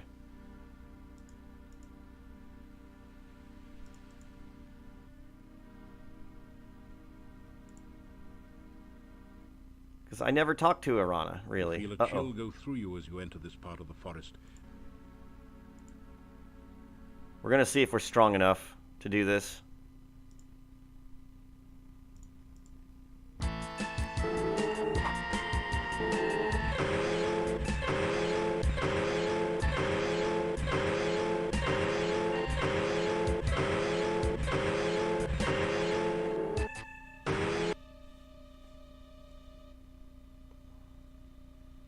The wraith vanishes into nothingness, and the air slowly begins to regain some warmth. If I remember correctly, this was also a very weak wraith. So just because I was able to dominate this one doesn't mean I can dominate the others. Who do you prefer, Arana or Katrina? The barrow contains treasure that the wraith had collected while it was alive, or perhaps more recently from treasure seekers less fortunate than you. You find a jewel-studded tiara, 6 gold crowns, 40 kopecks, and a few old bones. Nice.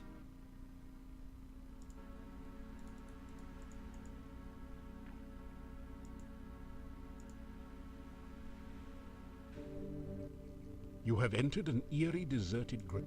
You have a bad feeling about this place. There doesn't seem to be any immediate danger, but you suspect that death lies among the crypts and tombstones in this place. That sounds like fun.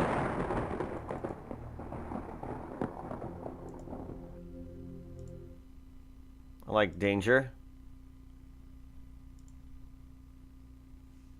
Ligeia's ghost comes forth, and she looks mad. This could turn into a really bad day. Uh-oh.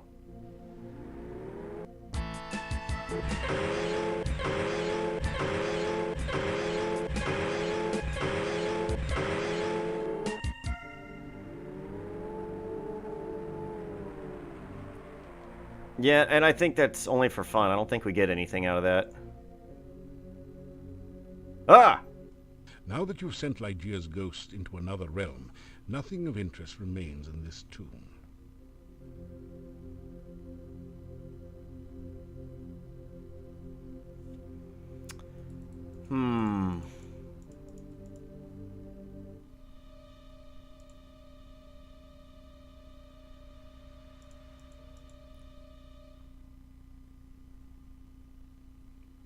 Anna, I found you.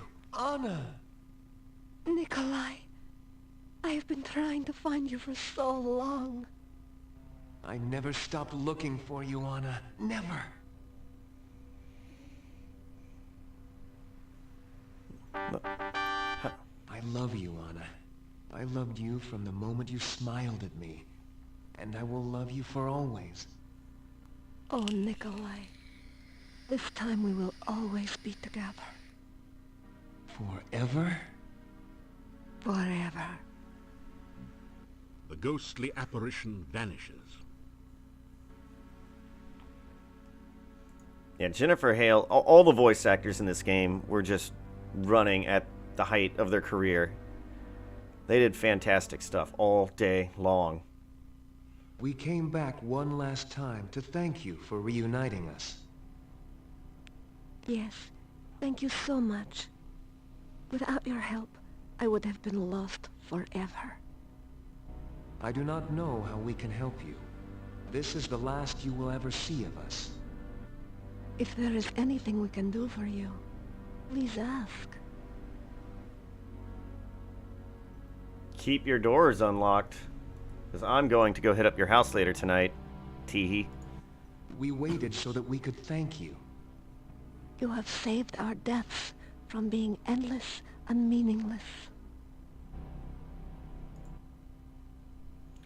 Ask about Nikolai. I have not been so happy since the day of our wedding. I'm glad I could help you die, Ghost. It seems strange being a ghost. Still, it is better than being an old man who has lost his only love. Help. It has been so long, and I know so little of what goes on today. Still, some time ago, there was talk in town about a stranger moving into Borgov Castle. There was much talk and many rumors about who had moved in. I do not know whether your path will ever take you to the castle, but I do know of a secret passageway to there.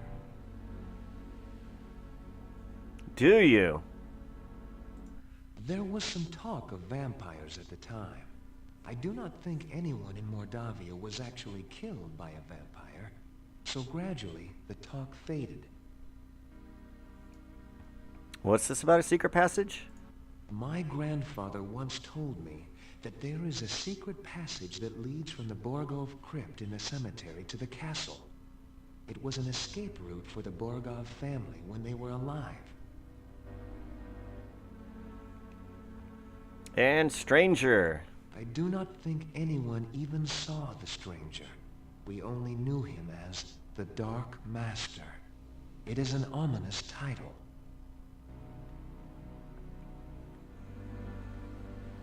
Dark Master. Yeah, that's not something nice people are usually called.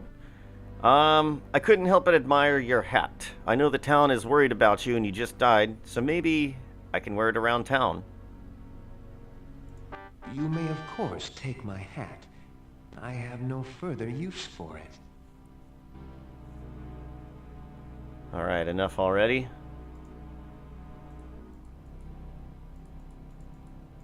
You see that the ghostly image of old Nikolai has joined Anna's in the clearing. Wow, I really helped them out by showing up and killing an old man. I shall never again be lost and alone. Nikolai and I will find our way. How about the ghost? Being a ghost is not bad when you have someone you love with you.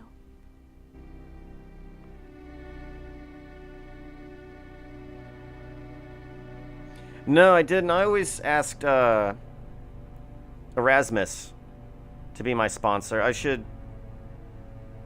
Can you do the dark one? The Dark Master? I was a bit curious about that. I have been lost so long. I do not know how I can help you. Perhaps you can talk to my friend Olga. She knows everything that goes on in town. She married Boris Stovich, who owned the shop. She did? She is such a lovely girl. I'm sure they are happy together. Olga will be able to tell you many things about the town. Alright. Well, y'all enjoy being dead. I'm gonna make a thief sign at y'all. You adopt the traditional, and no one seems particularly impressed. Ingrates. Say goodbye. Farewell. May you never be lost. Farewell. May you never be lonely. The ghostly apparition vanishes. And I have a hat. The hat doesn't fit very well. You must have been letting all this hero business go to your head. Ah ha ha ha ha ha. Very funny, smart guy. Phew. How are my stats doing? 259 for stealth. Magic slowly but surely going up.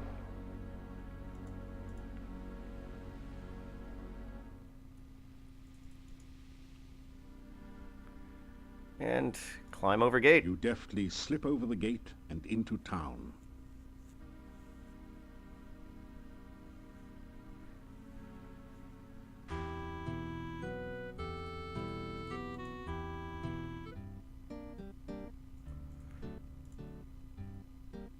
All right, let's break into Nikolai's house and burgle it. Open the window and enter the darkened upstairs bedroom.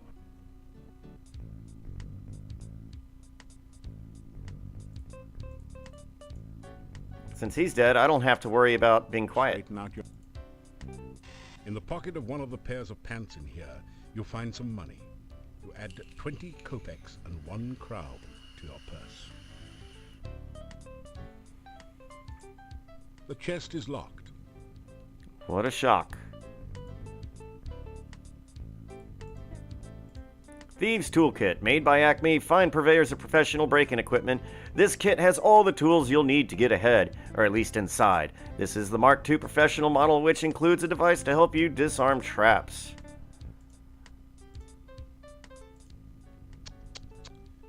Such a terrible lack of trust around here. The old man has not only locked his chest, but seems to have used a good enough lock that it's beyond your abilities. Or maybe you just need more practice.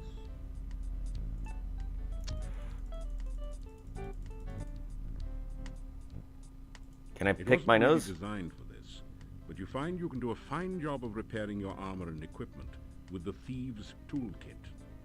Maybe you can become a tinker when you tire of thieving. Does that actually increase It wasn't anything? really designed. No. So I can't pick my nose anymore. Nothing. Is there nothing in the nightstand? That didn't do it. The house is filled with old furniture that was once of high quality, but has suffered from time and neglect. No, I'm just sneaking everywhere to try and It's not get... clear what you intend to accomplish. I'm just trying to get my sneak skill up. But yeah, I don't have to be quiet anymore. You don't really need to do anything with the oil lamp. It's not clear what you... Okay then. It doesn't burn. Like, we can jam out this little thing.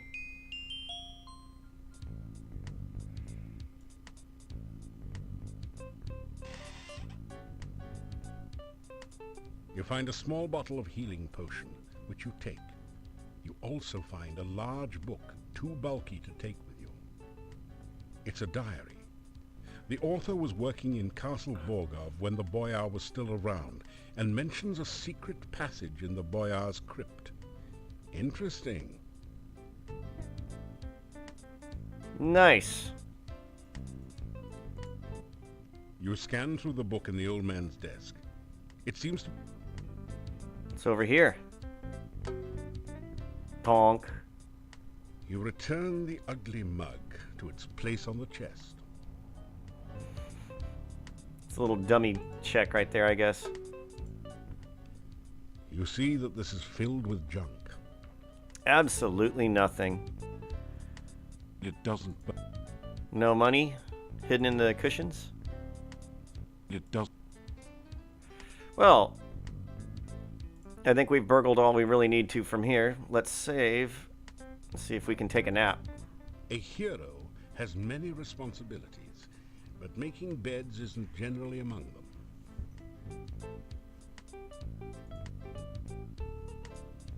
Let's sleep until morning here. This would not be a good place to sleep. Alright, fine. I guess common sense has to work.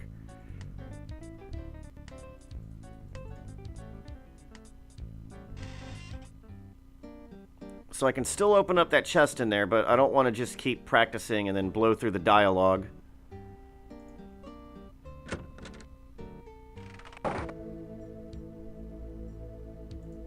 You've caught an Antwerp. It's simply amazing. Incredibly amazing. Oh, no, wait. You'll never catch an Antwerp that way. How will I catch an Antwerp? Maybe I need to use this thing again. Thank you. Your Antwerp has now been processed. Do you want to identify another animal? Yes. Okay, cool. Let's see. Does it have legs? Yes. Does it have more than one leg? Does it have more than 2 legs? Do you like hot fudge sundaes? You know I do. And I suggest you put a hot fudge sundae in the receptacle, start eating it, and push the activate button.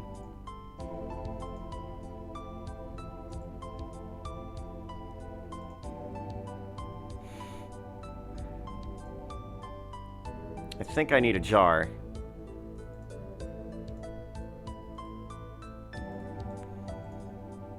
It's a healing potion. And, just another one of the wonders of science is brought to modern medicine. Undoubtedly it's magical, but would probably be best if you didn't mention that to Dr. Cranium. That didn't do it. That feels good. Just what you needed to relieve some of the aches and pains of everyday adventuring.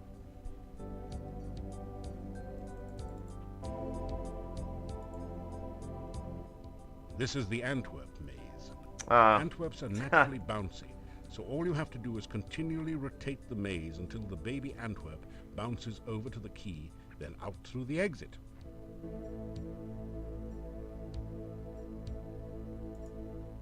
All right.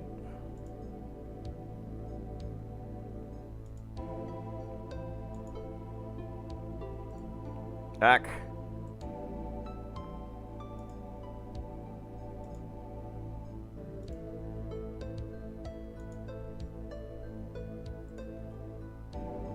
There we go.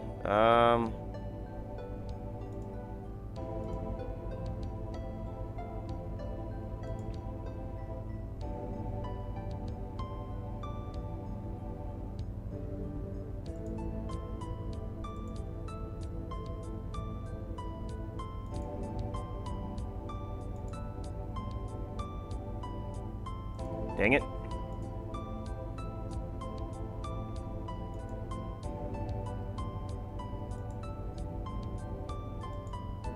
All right, now we're cooking.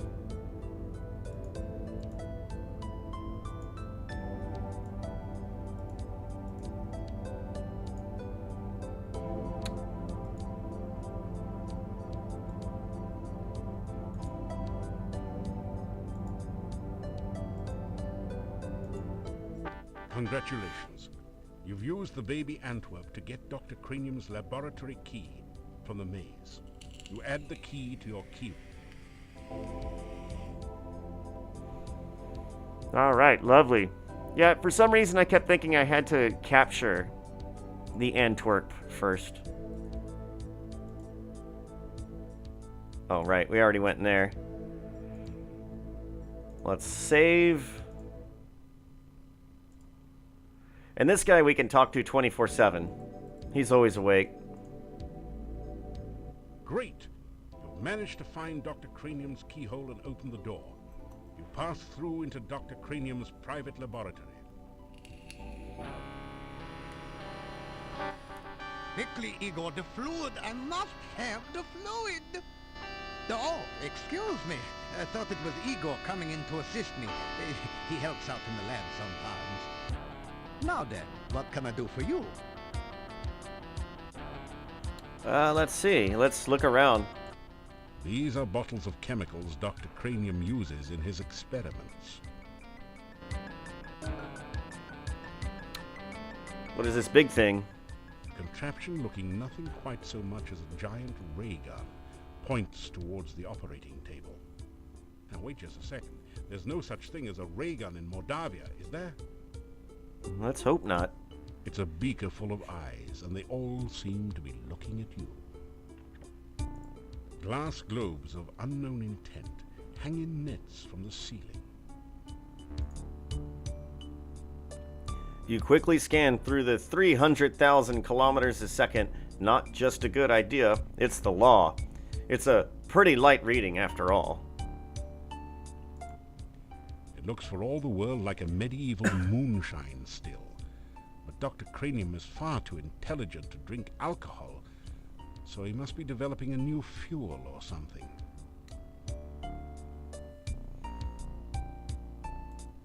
Dr. Cranium looks considerably more like a demented wizard or mad scientist than a real scientist.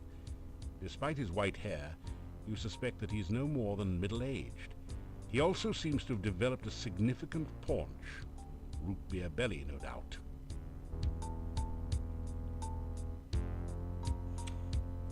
All right. Let's look at him.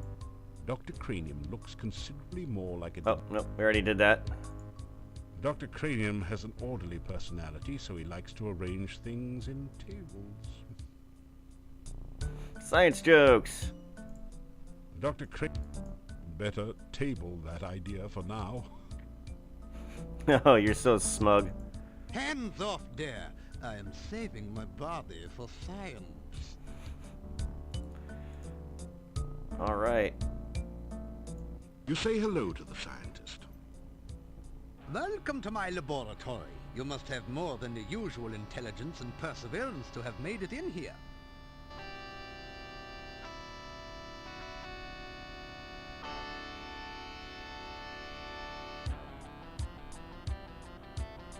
Alright. I thought I had plans tonight, but the plans are coming through in the day, so whatever. You introduce yourself to Dr. Cranium and tell him a little about your adventures.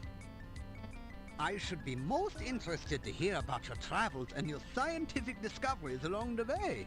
Unfortunately, I have very little time for that right now. Perhaps we can discuss your adventures when you next return. Let's tell him about magic. You explain to Dr. Cranium that magic is really a lot like science, and even deals with the same elements. Oh, nonsense! There's no such thing as magic. There is only science. What you call magic is simply scientific phenomena that have not yet been properly investigated and catalogued. A man of logic. My name is Dr. Cranium. I am Moldavia's chief scientist and a certified genius. Some call me mad, but I much prefer Dr. Cranium. All right, Dr. Mad. Ah, yes, science. I'm glad you asked. Science is the process of systematically increasing our knowledge of the world through observation and experiment. Unfortunately, some of the townspeople here seem to have no concept of the wonders of science. Some of them even claim my little inventions are magical. Such poppycock. There's no such thing as magic. Still, the townspeople insisted that I should be able to use my magic to cure wounds and sickness. I told them that I am a scientist, not a doctor, but they wouldn't listen. I had little choice but to concoct some simple elixirs. They were childishly pleased. Science is really so simple once you understand it.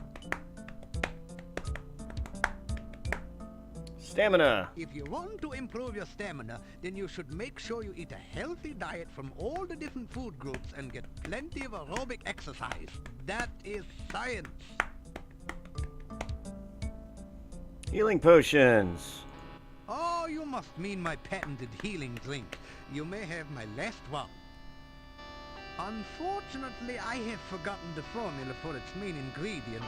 If you can help me remember it, I will be able to make some more healing drinks, although the work is very time-consuming. Ultimo.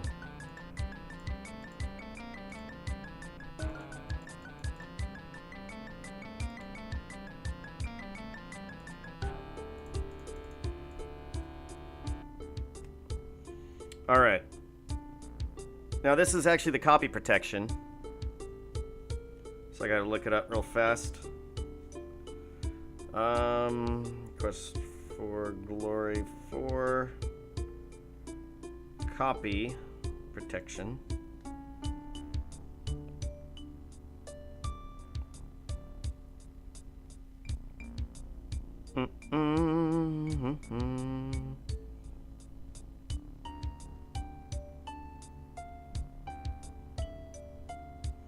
Fire, wind, pizza, pizza, pizza. So fire, wind,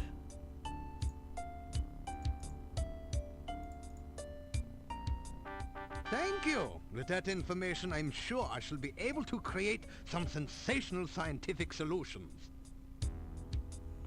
beautiful. Oh, you must mean my new universal poison antidote. You may have this one, but I will need some help with the formula to make more. Also, I am afraid I only have time to make one each day. Again? Alright. Something is water, pizza, earth. Water. Pizza. Earth. Wind. Thank you. With that information, I'm sure I shall be able to create some sensational scientific solutions. You ask Dr. Cranium if he can spare an empty flask for specimen collection. Of course, of course. I am always delighted to assist scientific research of any kind, and I have plenty of flasks. You may have this one. Nice. Experimentation. Experiments are the meat and drink of science. First, you must come up with a hypothesis based on your understanding of the scientific elements. Then perform an experiment to test the hypothesis. Afterwards, you have a pizza. Earth is for solidity and stability. Air gives freedom and movement. Fire provides power and energy. Water, fluidity, and life. Pizza, of course, is the most important element of all. Pizza represents the essence of well-roundedness and regaining strength. Most importantly, you can have it delivered in under half an hour in most areas. Alright. Very true, very true. Hypothesis. A hypothesis is a scientific guess. One predicts the result of an operation, performs an experiment to test the prediction, then has a pizza to celebrate the result. It is very important to stay flexible, however. Sometimes the experiment may give a different result than predicted by the hypothesis. Since real scientists don't like to make mistakes, we always write the hypothesis in pencil. How about a pizza? Pizza is a crucial ingredient in many scientific formulae. There is a nearly infinite variation in its effects, depending on whether one starts with pepperoni, mushrooms, artichokes, or plain cheese. One should always order extra pizza in case the experiment requires additional materials. Besides, science is hungry work. It is. It can be. So, that was a lot of science talk. There is, of course, no such thing as magic. There is only science. Still, you would be amazed at how gullible some people are. Just the other day, someone gave me this scroll saying it was a magical spell. Can you believe that? It is purest poppycock. Nothing on here makes any sense whatsoever. Here, you may have this as a reminder that magic is a figment of fevered imagination. Only science is real. Obviously, Dr. Cranium needs to take a correspondence course from the famous wizard school. As you read the scroll, you find that you have learned the incantations and gestures with which to cast a glide spell. Then the scroll vanishes. Absolutely Yeah, useless see, it spell. was not even a very good piece of parchment. Fell right apart. Igor. Igor is the gravedigger and tombstone carver. Business has been slow lately, perhaps because there are very few people left in town. So Igor sometimes comes in to help me with my work. Igor's business. Igor has had less work of late. The forest is just as dangerous, but there aren't very many people left in town who are stupid enough to go out there at night, you know. I like to think of it as a sort of evolution in action. Graves. Igor is carving out quite a niche for himself in the gravestone business. You might say he is well on his way to becoming a rock star. Then again, you might not.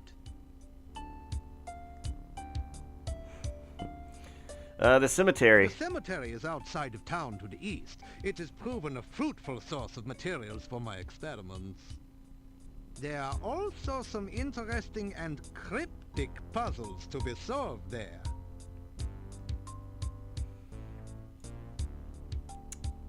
The fluid.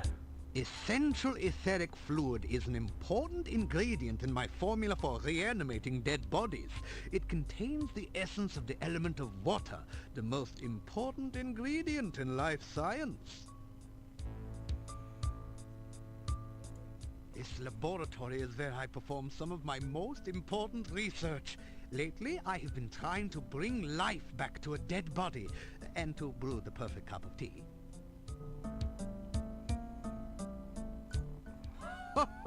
Reanimating the dead is just another day's work in the life of a scientist. Even science cannot bring a person back right the way they were, but one can use scientific principles to restore the semblance of life and energy to formerly dead flesh.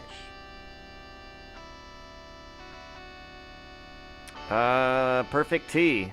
The one alchemical combination that I have thus far been unable to fully analyze is that of a good cup of tea. I'm sure there must be a way to duplicate the effects of nature, but the results have not been promising so far. Perhaps you would like a cup of spearmint and beefsteak tea? I thought not. This is even harder than rehydration solution and reviving dead tissue. Research. Research is the heart and soul of science. Without constant experimentation to prove or disprove one's hypotheses, the scientist is left trying to solve the world's problems by guesswork. That is hardly the most efficient way to achieve results. And lab equipment. I try to maintain a modest selection of useful experimental equipment in my simple laboratory. Unfortunately, it has become very difficult to obtain the most modern scientific accessories since the road out of the valley became closed by the swamp. Something else. Mad scientist. Mad? Mad? They all call me mad, but what do they know of madness? I am not mad. A bit perturbed about the world situation and how I get so little respect, perhaps, but certainly not mad. Well, enough already.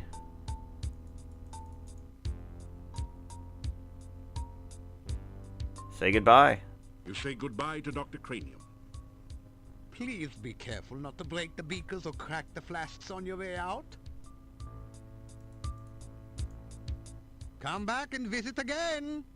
What an... Dawn, if you see Igor, please tell him I still need the fluid. What an odd fellow.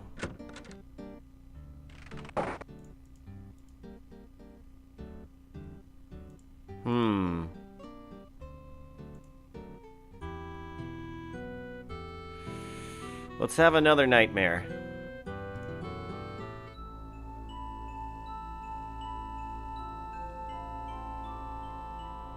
You float gently in this ocean of harmony. You remember the happiness of being here before this. Now there is greater joy. You are not alone. You are filled with the warmth of friendship. You share your hopes, your dreams, all the best moments of your life, knowing that here is someone who understands and cares about you. You reach out to touch your friend, but there is no one there.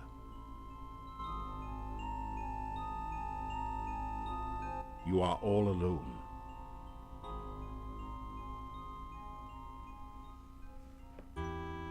You gradually wake, shaking off the shreds of dreams that cling to your memory. Look, he is safely locked away.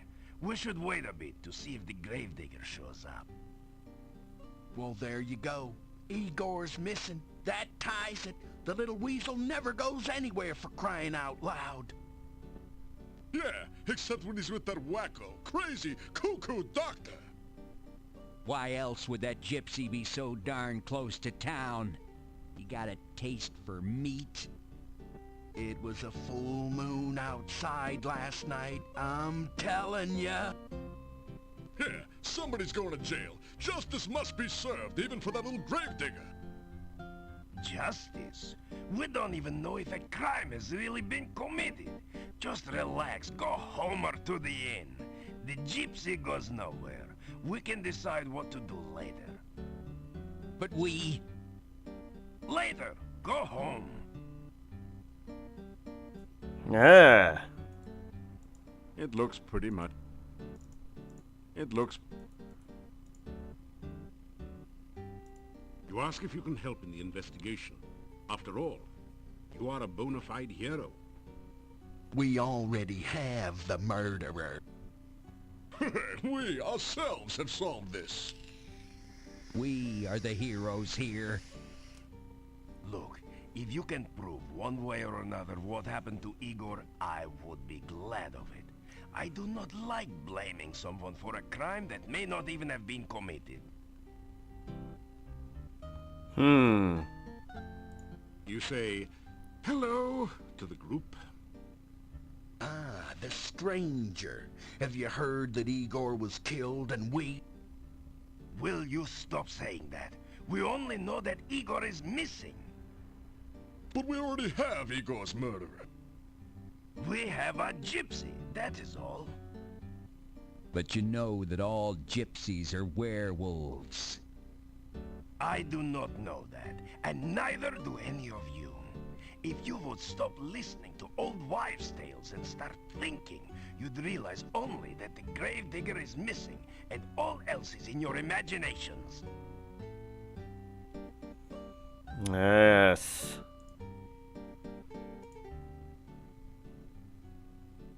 A gypsy was found right outside the town gates. We brought him here for questioning.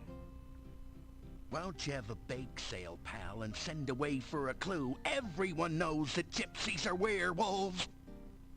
Yeah, little Igor was somebody's Big Mac, and you want us to just go home? That werewolf is a danger to us all. Think of our families and our mistresses. Do you think I would endanger the town by allowing him to escape? The gypsy is securely locked up. He will not get away. Werewolf. Werewolves are mere peasant tales.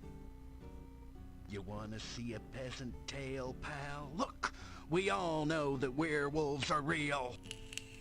Yeah, I saw the movie. They turn into wolves by the full moon. They are harmed only by silver in wolf form. They're allergic to wolfsbane. There's a poem about it, okay? Even a man who's pure in heart. And says his prayers by night. Enough! Enough! It is all hearsay and speculation. May become a wolf when the wolfbane blooms. Oh, that's beautiful. And the autumn moon is bright. Or so the charming legend says. Burgomeister. I am trying to do the job to which I was appointed. I am trying to make certain that justice... Justice? Justice schmustice, Einstein. Was it justice that little Igor was murdered and wound up the blue plate special? Yeah, the murderer was caught, and I want to hit him. Let the punishment begin. Right. Then we'll have justice. Am I the Burgomeister or am I not? I have said all that there is to be said about this subject. Gravedigger. The gravedigger was missing last night. And we matriculated on down to the cemetery to search, see? Yeah, but we didn't have far to go. Just outside town, we caught ourselves a werewolf. Yeah, but we found no trace of poor old Igor. Enough! Igor is missing. We do not know what happened to him.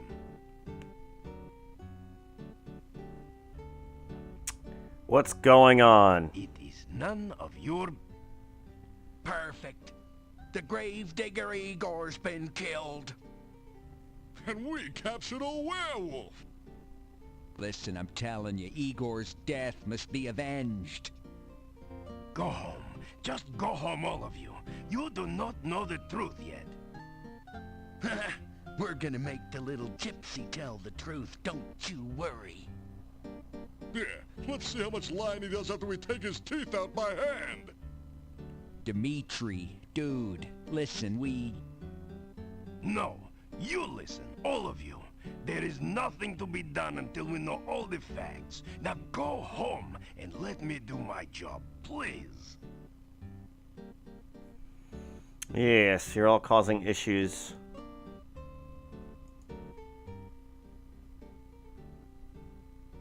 Hold it, Slick.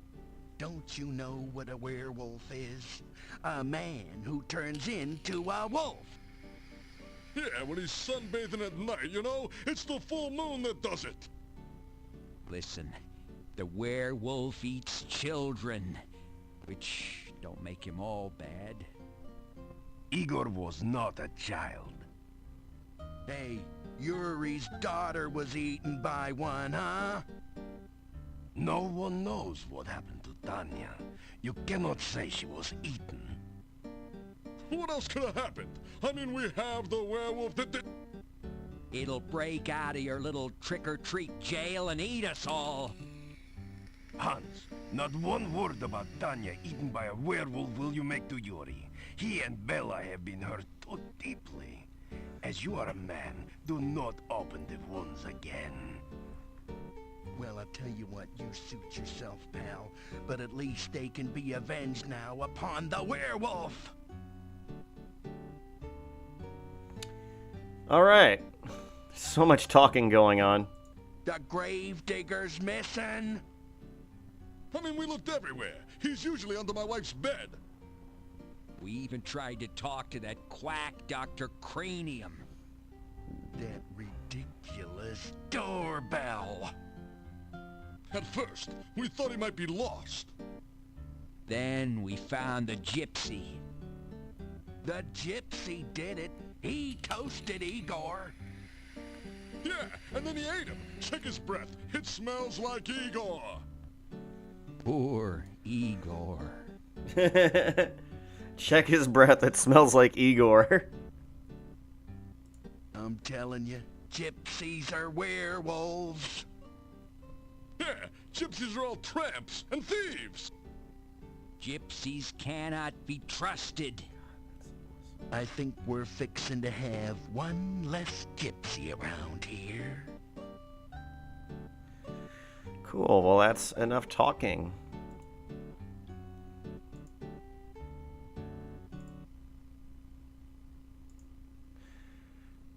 Alright, well, I have plans that are starting much earlier than I had anticipated, so I'm going to have to leave.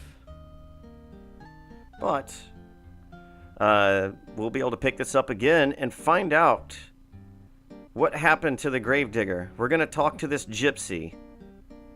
We're going to get to the root of this. So stick around and I will see you in the next video.